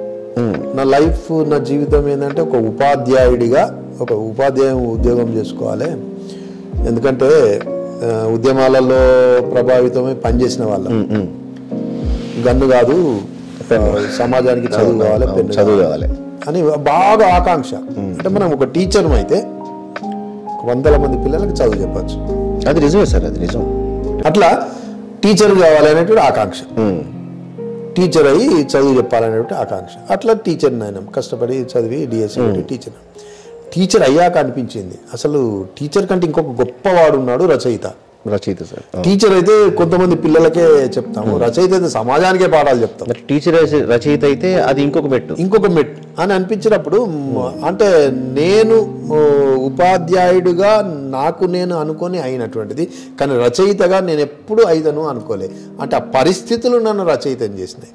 ఆ సంక్షోభ పరిస్థితి నేపథ్యం అనేది, మా ఊర్లో వచ్చినటువంటి మార్పులు, ఆ మార్పులు నేను తట్టుకోలేకపోయేటువంటి బాధ మీరు నమ్మండి. ఒక 2 సంవత్సరాలు బాగా ఏడ్చినా నేను.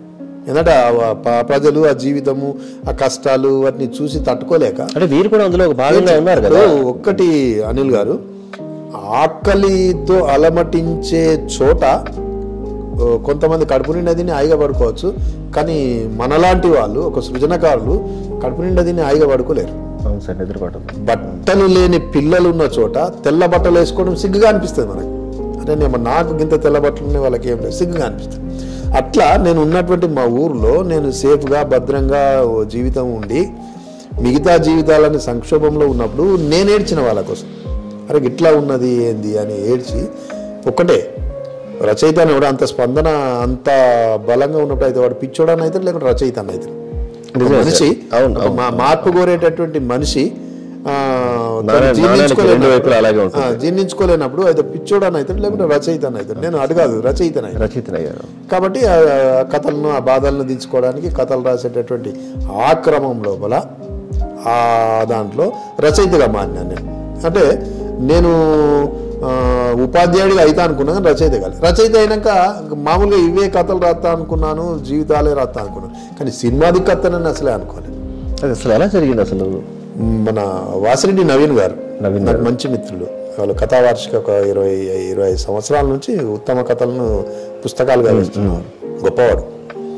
ఆయన ఒక నాకు ఫోన్ చేసి, బాబు నువ్వు క్రిష్ అనే ఒక డైరెక్టర్. బేసిక్గా క్రిష్ గారే కొంచెం ఈ సోషల్ బాగా చదువుతాడు ఆయన, అద్భుతంగా. ఇప్పుడు నాకు తెలిసి గొప్పగా చదివేటటువంటి కథలను చదివేటటువంటి ఈ సాహిత్యాన్ని జీర్ణించుకుని మార్పును జీర్ణించుకునేటటువంటి చూసేటటువంటి దర్శకుతుల్లో కృషి గారు మొదటి స్థానంలో ఉంటారు. అద్భుతమైనటువంటి ఆయన వ్యూ వేరుగా ఉంటుంది, ఆయన తీసి చూసే చూపు, సమాజాన్ని చూసే చూపు వేరుగా ఉంటుంది. బాగా చదువుతాడు ఆయన. అయితే ఆయన నవీన్ గారిని అడిగారంటే నాకు ఒక పక్కా వచ్చి తెలంగాణ రచయిత కావాలి అన్నప్పుడు, రా మెటీరియల్ ఉన్న రచయిత కావాలన్నప్పుడు మనం అద్భుతంగా రాస్తున్నాము. నవీన్ గారి కథల్లో చాలా కథలు వాళ్ళ పుస్తకాల్లో తీసుకున్నాను. నవీన్ గారు నాకు ఫోన్ చేసి ఇట్లా కృషి గారు ఒక ఇంతకుముందు గమ్యం సినిమా తీశాడు, రెండవ సినిమా ఇది తీస్తున్నాడు, అప్పటికి ఇంకా వేదం అని పేరు పెట్టలేదు, బహుశా నువ్వు వెళ్ళి ఆయనను కాలు అన్నప్పుడు నేను కృషి గారిని కలిశాను. నన్ను ఈ తెలుగు సినిమా తెరకు పరిచయం చేసినటువంటి మహానుభావుడు కృషి గారు. జీవితాంతం నేను రుణపడి ఉంటాను ఆయనకి. అద్భుతంగా పరిచయం చేశాడు. అంటే అప్పటికి ఆయన మొత్తం స్క్రిప్ట్ రాసుకున్నాడు, డైలాగ్ తో రాసుకున్నాడు. అప్పుడు అంతవరకు గంధం నాగరాజు గారు అప్పుడు ఆయన చనిపోయి ఉన్నాడు. నాగరాజు గారు అప్పటికి హెల్త్ బాగాలేదు, ఆయన రాసే పరిస్థితుల్లో లేరు. ఆయన లేకపోతే ఆయన కూడా వన్ ఆఫ్ ద ఫైనెస్ట్. మీరు ఇటు నుంచి వచ్చినట్టు ఆయన ఆంధ్ర వైపు నుంచి వచ్చాడు. ఆయన గమ్యం సినిమాకి వర్క్ చేసి కృషి గారు మొత్తం రాసుకున్నారు. అయితే ఆ తెలంగాణ డైలాగ్స్ కావాలి. నాగయ్య ట్రాక్ అంటున్నారా? నాగయ్య ట్రాక్ సిరిసిల్ల. అందులో కూడా ఆ కుర్రాడు లాస్ట్ లో మీ స్కూల్ కి పంపించేద్దాం రా, పోరాడు మస్తున్నాడు రా, చదువుకుంటాడు రా, ఏం చెప్పిండు రా అని ఉంటది. అవునవును, అది ఆ తెలంగాణ లాంగ్వేజ్ డైలెక్ట్ కోసం తను నన్ను చేసుకున్నాడు. తర్వాత దాగుడు మూత దండాకూరు సినిమాకి నాకు చాలా చక్కటి అవకాశం ఇచ్చారు. దాంట్లో డైలాగ్ రైటర్గా మొదటిసారి నేను స్క్రీన్ మీద చూసుకున్నటువంటిది దాగుడు దండాకూరు. అంటే మల్లేని రాధాకృష్ణ గారు, మల్లేని గారు, రాజేంద్ర ప్రసాద్ గారు హీరోగా వచ్చినటువంటి. దానికి మాటలు రాశారా మీరు? దానికి మాటలు అది శైవం సినిమా. అవునవును, అటు మలయాళం కదా అది? మలయాళానికి రీమేక్ గా వచ్చిన అప్పటికి మంచి సినిమా. అది మంచి సినిమా. కృషి గారు ఒక గొప్ప, అందులో కూడా ఏదో కోడి మీద కథ ఉంటుంది. కోడి మీద మీరు ఇది వదలరు కదా మాస్టర్? గురుజీ మీరు కోళ్ళు, ఎలుగుబంట్లు ఈ వదలరు సార్. జంతువులు నేటివిటీ కదా, గొప్ప పాఠాలు చెప్తాయి.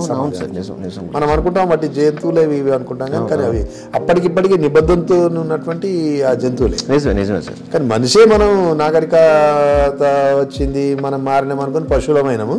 కానీ పశువులు మంచి పశువులాగే. కరెక్ట్ అవి బాగున్నాయి. తర్వాత సినిమాలలో మార్పు రావడం, తర్వాత తెలంగాణ, అంతకుముందు తెలంగాణలో తీస్తే సినిమా నడుస్తుందో లేదో, తెలంగాణ భాషను ఉపయోగిస్తే నడుస్తుందో లేదో అనే క్రమం నుంచి కంప్లీట్ హీరోలో కూడా తెలంగాణ పెట్టారు. అదే మీరు ఒక రికార్డులో ఉన్నారు. ఏంటి అంటే తొలితరం సినిమా తెలంగాణ రచయితలు అని వేరు చేయడం నాకు ఇష్టం లేదు. బట్ ఆ జోన్ అంటూ ఏదైనా ఒకటి రికార్డ్ చేస్తే అందులో మీరు ఉంటారు. అంటే తొలితరం అని కాదు, తొలితరం అంటే మా గురువు గారు ఉన్నారు, నరసింహరావు గారు. ఓకే, అది కాంటెంపరీ గా అలాంటి సినిమాలు వచ్చాయి. అద్భుతంగా ఇప్పటికీ కాలానికి తట్టుకుని నిలబడే గొప్ప సినిమా. మాభూమి గురించి చెప్తున్నారు మీరు. గొప్ప సినిమాలు తీసినటువంటి వాళ్ళు మాభూమి గాని, దాసి గాని, రంగుల కళ గాని, చాలా గొప్ప సినిమాలు ఇప్పటికీ కూడా. శ్యామ్ బెనగల్ గారు కూడా తీసిన సినిమా ఒకటి ఉంటుంది సార్, పేరు గుర్తు రావటం లేదు నాకు. అదే వాళ్ళు. తర్వాత ఏంటంటే ఈ తరం లోపల తెలంగాణలో కూడా తీస్తే అద్భుతంగా ఉంటుంది, నడుస్తుంది అనే క్రమం వచ్చాక తర్వాత నేను సినిమాల్లో పూర్తి స్థాయిలో వచ్చినటువంటి మల్లేశం సినిమా. మల్లేశంలో చెప్పాలి, మొన్న ఒక సాచి అనే సినిమా, తర్వాత ఇంకొక 4 సినిమాలకి అవి విడుదలకు ఆ సినిమాలకి డైలాగ్ రాయడం జరిగింది. అంటే ఇప్పుడు ఏం అవసరం వచ్చిందంటే సినిమాలో ఇప్పుడు ఈ కరోనా ఒక మంచి పని చేసింది, చెడు పని చేసింది. ఇండస్ట్రీని పూర్తిగా కుదింపు చేసింది ఇండస్ట్రీని. కాకపోతే ఏంటంటే మంచి సినిమా ఏది, లేకపోతే స్థాయిని పెంచిందని చెడ్డ సినిమా ఏది అంటే వాళ్ళ టేస్ట్ మార్చింది. ఇంతవరకు హీరోయిజం, తర్వాత ఇవి 4 వ్యాన్లు లేవాలి, 5 చావాలి, కమర్షియల్ పంతా నుంచి కొంత మార్పు చేసింది. మార్పు వచ్చింది. అంటే మట్టి కథలు, మట్టి సినిమాలు. Exactly sir. తర్వాత సాధారణ జీవితాన్ని గడిపేటటువంటి మనుషుల సినిమాలు, హీరోలు పెద్దవాళ్ళే కాకుండా చిన్న హీరోలు ఉన్న కాంటెంట్ ఉండేటటువంటి సినిమాలను ప్రేక్షకులు ఆదరిస్తూ ఓటీటీ ద్వారా ఆదరించడం మొదలుపెట్టారు. అట్లా చేసినప్పుడు ఏంటంటే మాలాంటి మట్టి రచయితలకి గిరాకీ పెరిగింది. అంటే ఇప్పుడు మట్టి రెండు రాయగలుగుతున్నారు. అంటే అప్పుడు వేదంలో ఆ ట్రాక్ వెరీ పాపులర్ ట్రాక్, అది మీకు తెలుసో లేదో. చాలా అద్భుతంగా ఒక ఫన్ బేస్డ్ కామెడీ లెవెల్ కు తీసుకెళ్లారు. ఆయన వ్యూ, ఆయన దృష్టి, సమాజం, ఆయన సమాజాన్ని చూసే దృష్టి చాలా. ఆయన ఇంకో సినిమా సార్, ఆయన కమర్షియల్ అనేమో ఆర్ట్ అనేమో, ఆయన సెపరేట్ ట్రాక్ ఆఫ్. తర్వాత ఏంటంటే తర్వాత ఇప్పుడు సినిమాలలో ఇప్పుడు ఒక 3 సినిమాలకు పనిచేస్తున్నాను డైలాగ్ రైటర్గా, తర్వాత స్టోరీ రైటర్గా.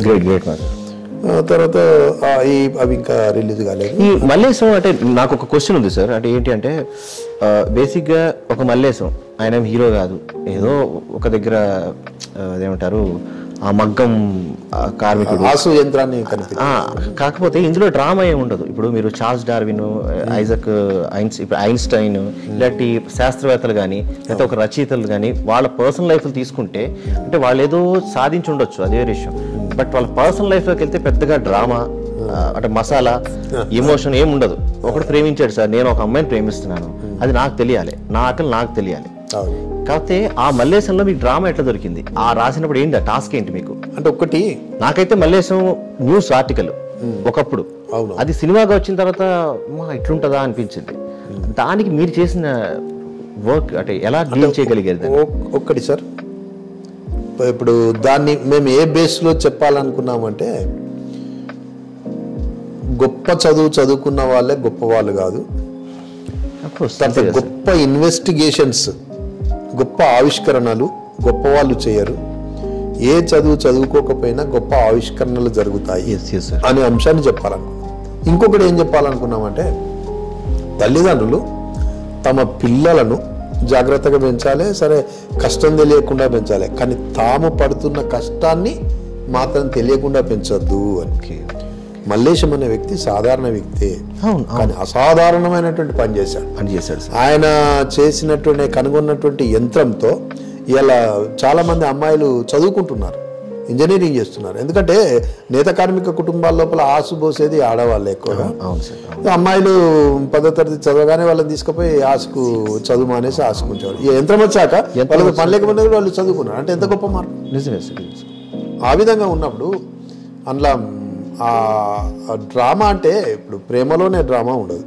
ఒక యంత్రాన్ని ప్రేమించినప్పుడు, ఒక మనిషి యంత్రాన్ని ప్రేమించినప్పుడు, ఒక అమ్మాయిని ప్రేమించినప్పుడు పెళ్ళయ్యేదాకా ఎంత డ్రామా ఉంటుందో, ఒక యంత్రాన్ని ప్రేమించినప్పుడు యంత్రం సక్సెస్ అయ్యేటప్పుడు కూడా అంత డ్రామా ఉంటుంది. ఆ డ్రామాని మేము తీసుకున్నాం. దాని ఏమంటారు, పితృవాత్సల్యం అంటారో లేకపోతే మాతృవాత్సల్యం అంటారో, మొత్తానికి ఏదో ఆ రిలేషన్ ఉంటుంది. ఆ రిలేషన్ తండ్రికి ఒక బిడ్డకి ఏదో కనిపెట్టిన అది. అంటే ఒక యంత్రం సక్సెస్ కావడంలో తనెంత స్ట్రగుల్ పడ్డాడు, ఆ ఎమోషన్ బాగా చెప్పారు మాస్టర్ మీరు. అందుకు నాకు నచ్చిన పాయింట్ అది. అదే అంత ఈజీ కాదు అది. అదే ఇప్పుడు దాన్ని ఒక యంత్రం సక్సెస్ కావడం బట్టి కాదు, ఎలా విమానం కనుక్కున్నారు రైట్ సోదరులు. నాకు చదువు అంటే గుర్తొచ్చింది, ఇప్పుడు రైట్ బ్రదర్స్ కూడా 5th వరకే చదువుకున్నారు. వాళ్ళు పడింది ఇప్పుడు మామూలు లెవెల్ కాదు అసలు. ఇప్పుడు అద్భుతంగా గణిత శాస్త్రజ్ఞులు రామానుజన్ గారు, రామానుజన్ సార్, రామానుజన్ ఆయన అసలు ఆయన మ్యాథ్స్ లో తప్ప మిగతా సబ్జెక్ట్ లో ఫెయిల్. ఆయనకి తెలియదు, ఆయనకి ఏం రాదు, ఏమి రాదు, ఆయన ఫెయిల్ అయిన వారు. అట్లాగే మల్లేశం గారు ఇంజనీరింగ్ చదువుకోలే, కానీ అది కనిపెట్టగలిగారు. వాళ్ళ అమ్మ పడేటటువంటి బాధను చూసి అందులో వచ్చిన ఆ ఆకాంక్షల నుంచి వచ్చినటువంటిది. ఇలా చార్లెస్ బాబేజీ కంప్యూటర్ బేసిక్ కంప్యూటర్ ఎట్లా కంప్యూటర్ కనిపెట్టాడంటే, ఆయన 8వ తరగతి చదువుకుంటున్నప్పుడు వాళ్ళ నాన్న దుకాణంలో పనిచేసేవాడు, కిరాణా కొట్లో. ఇంటికి వచ్చి అన్ని లెక్కలు కవి అన్ని పద్దులు రాసేవాడు, రాత్రి 10 రాసి పడుకునేవాడు. ఆయన అప్పుడు ఈ పిల్లవాడు చూసేవాడు, అరే మా నాన్న అంత కష్టపడి వస్తున్నాడు, వాళ్ళ ఇంటికి వచ్చి ఇంత లెక్కలు రాస్తున్నాడు అని ఆడికి ఒక ఐడియా వచ్చింది. అసలు ఏదన్నా యంత్రం ఉంటే ఎంత బాగుండు, ఇట్లా మనం కొడితే లెక్కలు చేయగలిగే యంత్రం ఉంటే ఎంత బాగుండు. ఆ బీజం పడ్డది, యంత్రం తయారై ప్రపంచాన్ని మార్చింది సార్. మల్లేశం కూడా అంతే. వాళ్ళ అమ్మ బాధను చూసి డాక్టర్ చేయి నొప్పి లేచింది, ఇక చెయ్యి నువ్వు చేయొద్దు అని అన్నప్పుడు చేయకపోతే బతకలేము, పానాలో దిగించి ఆమె చేస్తుంది. ఇంక ఇంతకంటే డ్రామా ఏం కావాలి మనకు? Yes yes. అప్పుడు ఆ పిల్లవాడు 6వ తరగతి 7వ తరగతి పిల్లవాడు వాడి మనసులో ఏముంటుంది, వాళ్ళ అమ్మ బాధను చూసాడు. ఏం చూసిన చేయాలి తర్వాత ఏం చేయాలో తెలియక అసలు ఒక ఈ చుట్టకుండా ఉండే ఒక మిషన్ ఉంటే ఎంత బాగుండు అనేటటువంటి ఒక ఆలోచనలో వచ్చింది. కాబట్టి అందులో అద్భుతమైన డ్రామా. అంటే ఒక ఆర్టికల్ గా అది సూపర్ అనుకున్నాను. సినిమాగా వచ్చినప్పుడు ఏదో చిన్న డౌట్ ఉంటుండే, అది కథ మీరు డీల్ చేస్తున్నారని తెలిసిన తర్వాత ఓకే. రాజు రాచకుండా చాలా అద్భుతమైన డైరెక్టర్. Yes yes sir. ఈ సమాజానికి ఏదో రియలిస్టిక్ గా కూడా చెప్పాడు. ఏదో చెప్పు ఆయనకి ఏంటంటే కమర్షియల్ గా ఇంకేదో సినిమా తీయచ్చు. ఆయన ఈ సినిమాని ఎందుకు తీస్తాడంటే సమాజం మీద తపన, ఏదో ఒకటి చెప్పాలి అనేటటువంటి తపనతో ఆయన ఆ సినిమాను ఆయనే నిర్మాతగా అష్ట కష్టాలు పడి చాలా గొప్ప సినిమా తీశారు. ఆయన విజన్ బాగా పనిచేసింది. ఆయన టీం లోపల మేమందరం చాలా చక్కగా పనిచేసాం. అంటే మిమ్మల్ని ఎంచుకోవడం కూడా ఒక ప్లస్ అని నా ఉద్దేశం. ఎందుకంటే పర్సనల్ గా మీరు నాకు తెలుసు కాబట్టి. అంటే అనేది కొన్ని సబ్జెక్టులకు మనం కొందరు ఒక తెలివైన నిర్ణయం తీసుకుంటారు. అట్లా నిర్ణయం తీసుకోవడంలోనే సగం విజయం ఉంటుంది. దాంట్లో మా వెంకట సిద్ధారెడ్డి ముందుగా నాకు ఆయనకు పరిచయం చేసిన వాళ్ళు వెంకట సిద్ధారెడ్డి. Okay great. వెంకట సిద్ధారెడ్డికి మా రాజు రాచకొండకు పరిచయం అయినప్పుడు దానికి ఏదన్నా రచయిత కావాలంటే అరే ఈ రచయిత అయితే పనికొత్తడని నన్ను సెలెక్ట్ తీసుకుపోయి ఆడ కూర్చున్నబెట్టి వెంకట సిద్ధారెడ్డి. Great sir. కానీ అడాప్ట్ అయ్యారు మీరు. అంటే ఒక టీచర్ నుంచి రచయితగా రావడం ఒక మెట్టు అయితే, రచయిత నుంచి సినిమాకి అడాప్ట్ అవడం అనేది మరొక టాస్క్. మేబీ మీ నాటకం బహుశా దానికి సహకరించి ఉండొచ్చు. అయినా కూడా అనిల్ గారు ఒకటే మీ అనుభవం ఏంటంటే, మీకు ఎప్పుడైతే ఈ సమాజానికి నేను ఏదైనా ఒకటి చెప్పాలని బలమైన కోరుకుంటుందో మీరు ఏ దారిని వదలరు, ఏ విండోని వదలం.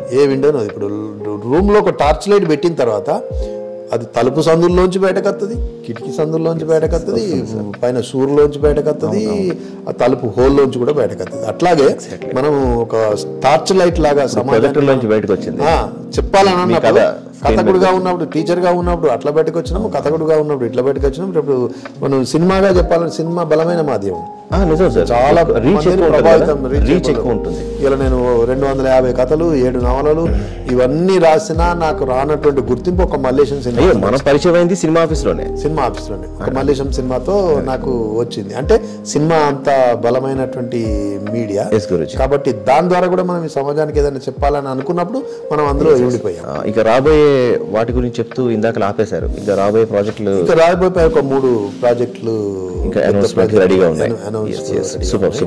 మనం వాటి గురించి బహిరంగ అందులో మనం కథ ఒక 2 సినిమాల కథకి ఇచ్చాము, మాటలు కూడా రాస్తున్నాము. ఇంకో సినిమా కూడా మాటలు కూడా రాస్తాం. తర్వాత నా నవలలు కూడా 2 నవలలు సినిమాలుగా రాబోతున్నాయి. రావాలి. యాక్చువల్గా వాట్ అబౌట్ జిగిరి సినిమాగా రాబోతున్నది. దర్శకుని చేతిలో ఉంది, అది కూడా సినిమాగా రాబోతుంది. Thank you master. Thank you Anil గారు. మా సత్యం 24 ఫ్రేమ్స్ ఛానల్ని సబ్స్క్రైబ్ చేసుకుని బెల్ ఐకాన్ని యాక్టివేట్ చేసి లైక్ చేయగలరు, షేర్ చేయగలరు.